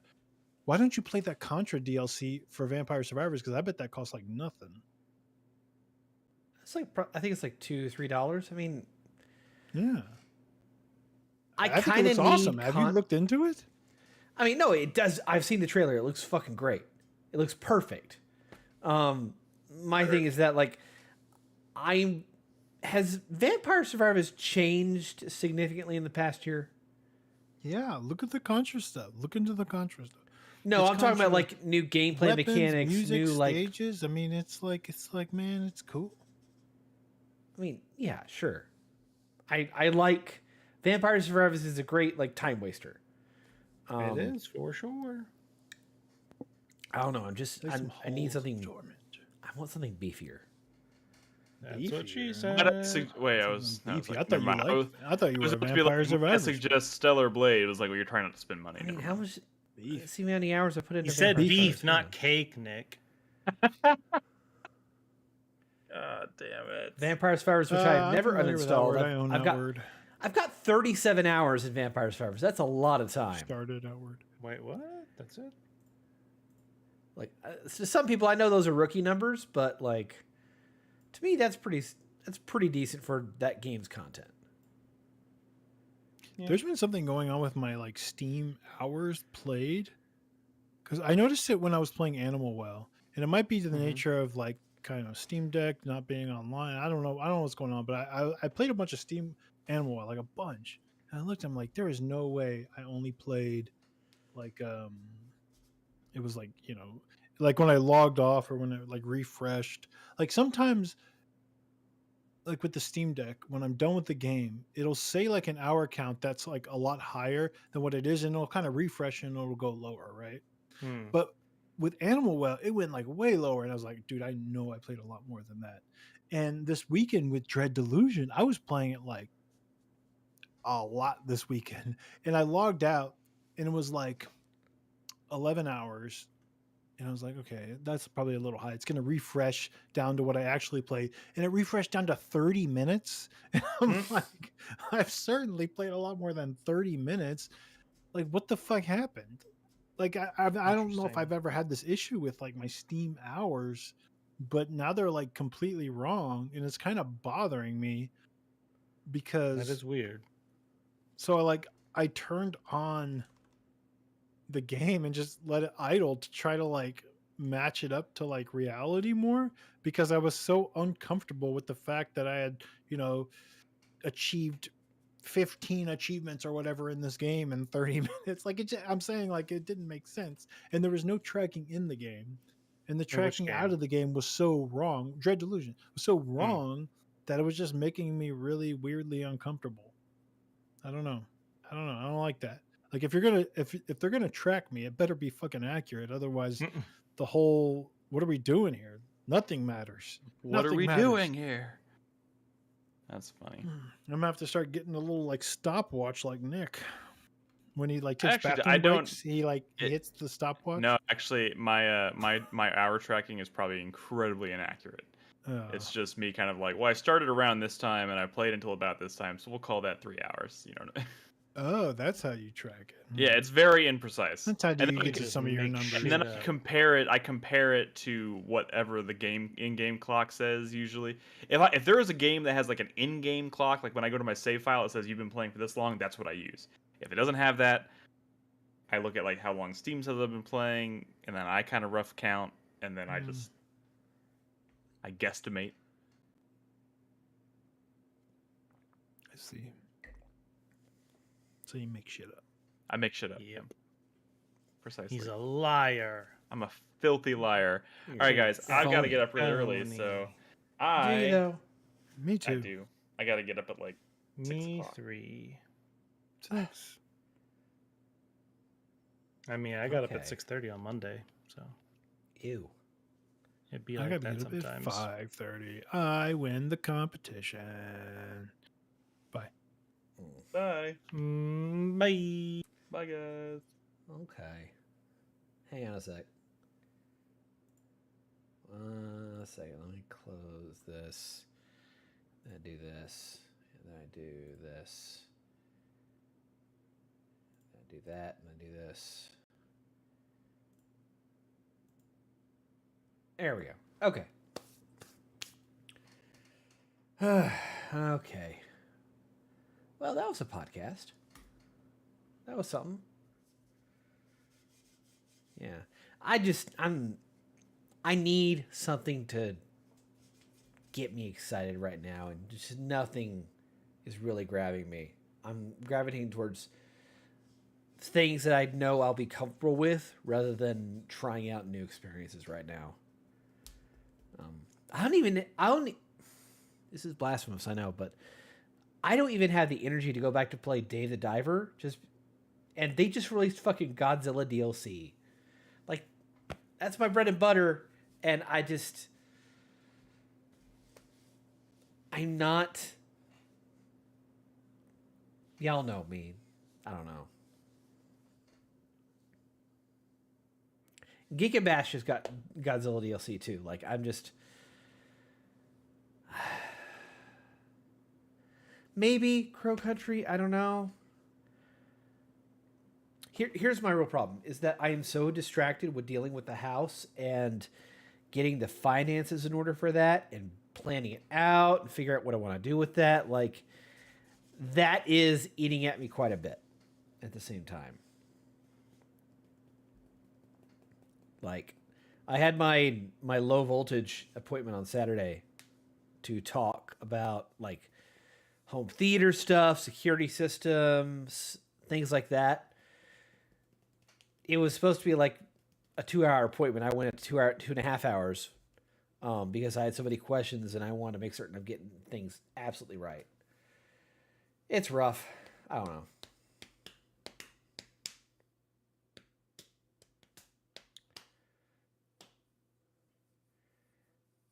Yeah, 70th anniversary of Godzilla this November.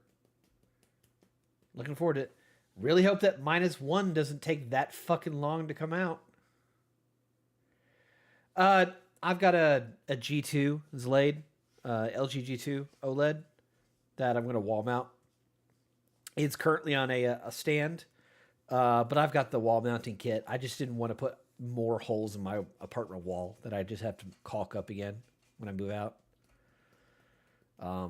the big thing is that I'm gonna have a really good surround sound system. I've got a 5.1 right now. I've been looking to get some tower speakers, so it'll put me at 7.1. And with my low voltage options that I've done for my house, I'm going to be able to put 2 speakers in the ceiling, so I'll be able to do Atmos. So I'll have a 7.1.2. Actually, I kind of have a mental tally of like all the films and games I want to play as soon as that's set up. Like, Cloverfield is going to be the first movie I'm going to watch once it's all set up. Because that movie, goddamn the soundscape. So fucking good. Yeah, I'm still working out the logistics of like speaker placement in my head as to how I'll do things, but I'll figure it out. But I mean, hey, these days, like a Versus surround sound headset like this, like it does a pretty good job.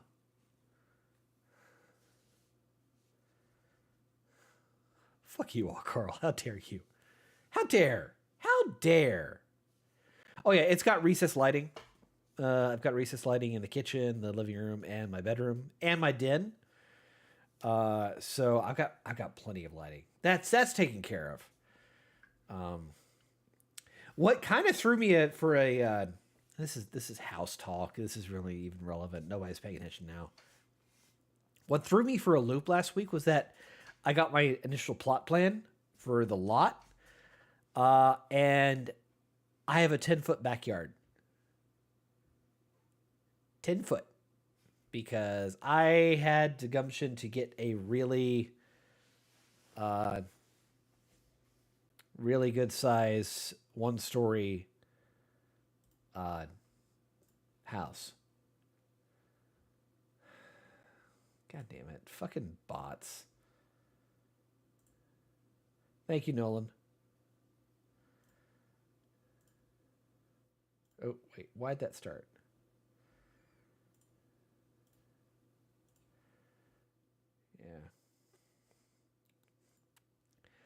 Yeah. Why only 1 story? I don't know. I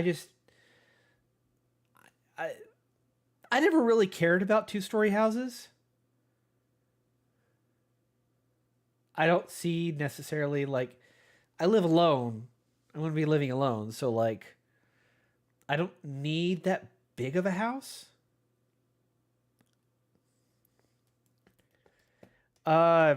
You would be surprised, Zero Skies. There is not a whole lot of call in the Central Texas area for anything more than 2-story.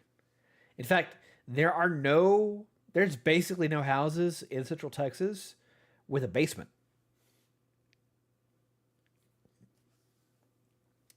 I'm not going to have a theater room. It's just going to be a living room. But I've got a den. And the den is where I'm going to have my office. It's bigger than this space, so I'll be able to have a lot of fun in there. But yeah, for everything, I'm getting everything I want in this house at a fairly reasonable price. I'm getting the bathroom I want. I'm getting all the features I'm pretty happy with. Just, it's all the logistics of like figuring out where to place things and whether I want to work it into the budget or if I want to like purchase it separately down the road and what that will cost. And like,